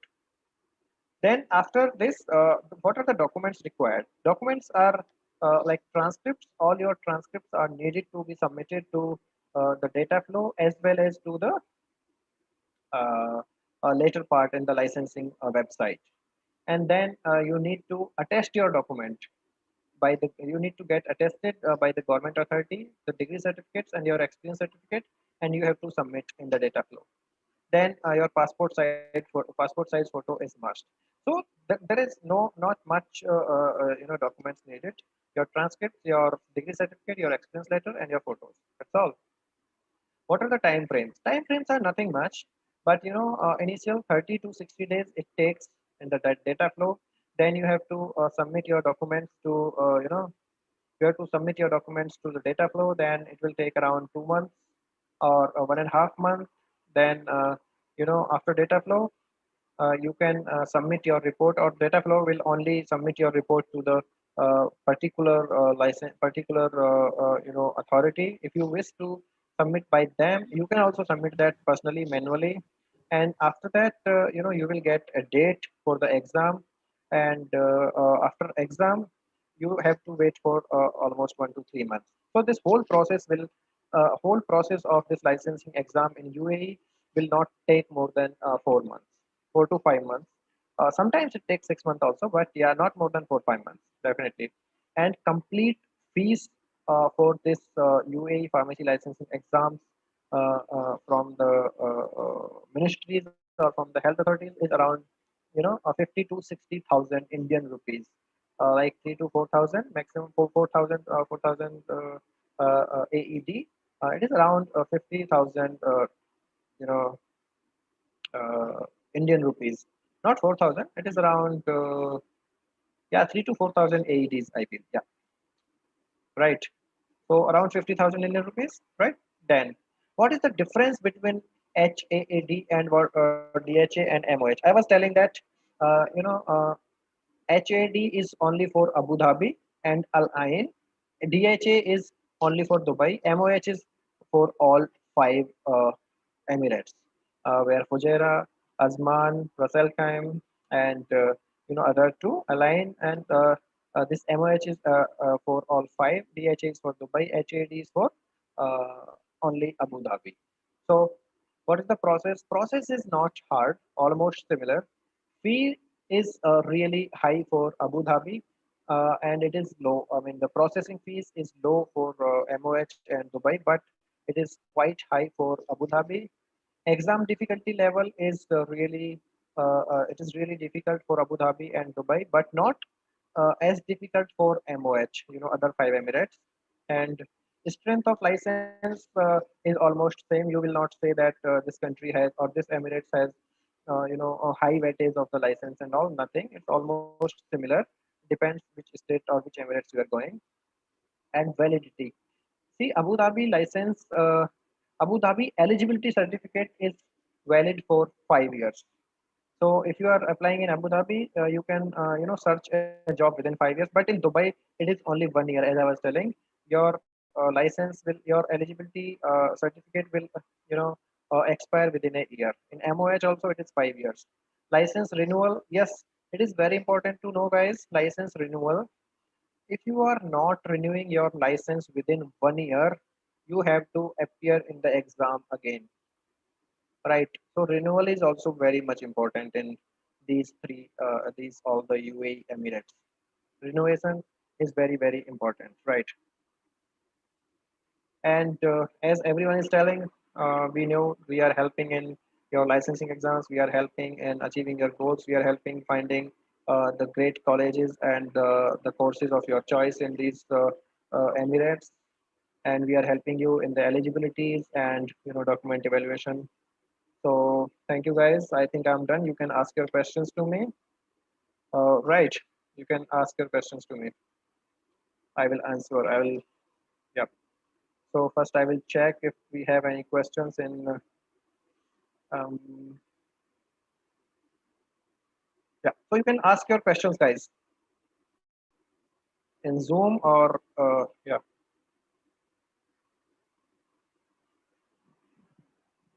Okay. So I will take from you YouTube if we do not have any exam here.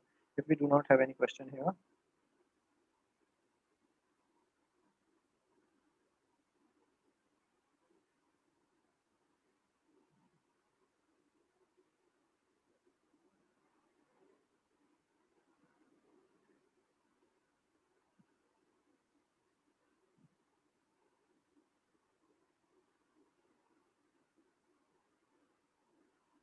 Is there any eligibility criteria regarding 12th mark sheet or marks scored in 12th grade? No, no, no. If you are applying for any licensing exams of any country, your marks are not considered. Your 12th marks are not important. Not important. Ved Patel, it's not important.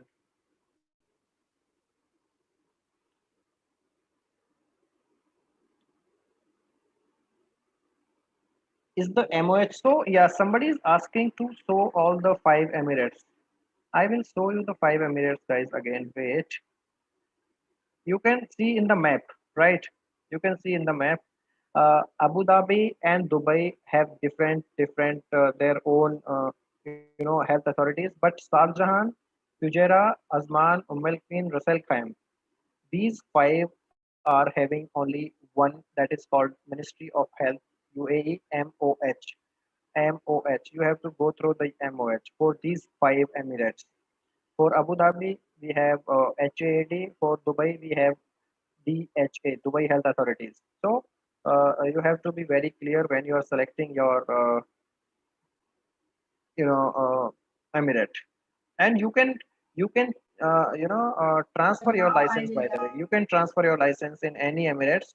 Just you have to wait for some time, and you have to without giving any exam, you can transfer your license. But there are some difficulties. Of course, you have to pay something, some money, right? Okay, I will just stop sharing. Yeah. So, okay, the questions here are, I will take the questions here. Is there any age limit to apply for this exam? No age limit. No age limit, Sakina. No age limit. UAE exams you can write in India as well, and you can write in UAE as well. Rajsekhar, you can write in India as well. Is MOH license applicable for Kuwait? No, Suryasri. Kuwait has different Gulf countries examination. We are coming with the Kuwait also, but right now we do not have any information about Kuwait. But definitely, MOH is not applicable for Kuwait. Where can I? Okay. No, you do not need to stay in the Dubai to write exam because it is totally computer based, prometric. How many times for the exams? Yes, 3 times, not more than 3 times. Yes, to write the HAD or DHA or MOH any licensing exams, you need 2 years experience. 2 years experience is must. 2 years experience is must for any licensing exam in UAE, and that is also from hospital pharmacy.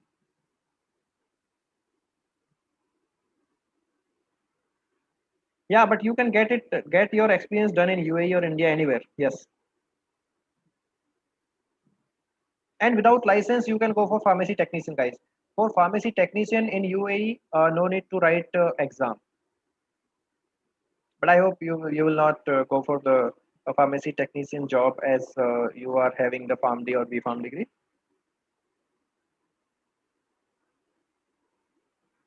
PharmD in UAE, I'm not sure. Good platforms, yes, there are the good colleges. Azman and these colleges are providing some good courses, but I'm not sure about PharmD. PharmD, I think there is not there are no PharmD in UAE right now. I think they have only few colleges.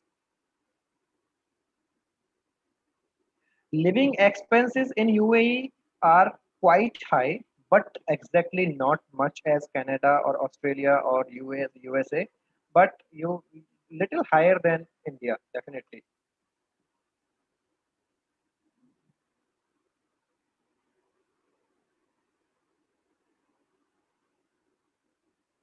Difficulty level, HAD is difficult, as I was telling. Other two are little quite easy, but you can do it. No language proficiency required for UAE. No language proficiency exam required for UAE. You need not to know Arab if you are applying for Arabian countries, or if you are applying for United Arab Emirates. Need not to learn any proficiency English or something. Need not to give any exam. Definitely not. Okay, now I'll take some questions from.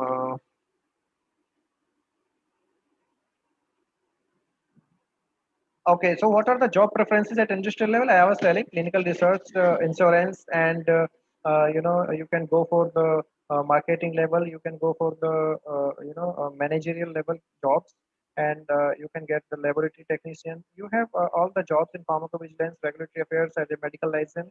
You can go for any job in UAE as you are applicable in India. No language deficiencies. Clinical pharmacist is quite tough in UAE. First, you have to be the hospital pharmacist. For clinical pharmacist, you have different exam, that is practical exam, guys. Yes, you need to go for the practical exam if you want to go for UAE. Yes, Ajit sir. Yes. Yeah, is in India, example like in clinical pharmacist, in Indian clinical pharmacist, in UAE they can get the job, or again you have to write the exams for that. No, if you are a pharmacist in India and if you really want to go for clinical pharmacist in UAE, you have to write the exam. Okay. But for other So jobs, they can no need. consider the experience. They can consider experience. No. In Indian clinical Yeah, pharmacist. yes. If you are clinical pharmacist, they will consider consider this because clinical pharmacist will be hospital in the hospital only, so they will Yes. consider that experience definitely. Okay. Thank you. Yes, thank you. So I think we are done with the questions here, and yes, this side also. Anushka Dubey is asking what about the QA and QC department jobs for family graduates? Yes, you can apply for QA and QC departments in UAE. There are my friends are there in the R&D also in the UAE. You know. Okay, guys. So thank you very much for joining us. Thank you very much, Dr. Veer and Principal Sir. And we will see you again for Australia and New Zealand and for the panel discussion. Don't forget the panel discussion will be at 3:30. You guys have to join us and you can ask your questions because there will be no our presentation. We will be answering your questions only 3:30. You guys join us now at 2 o'clock, right? I think panel discussion is very helpful, sir. I think panel discussion is very helpful. Yes.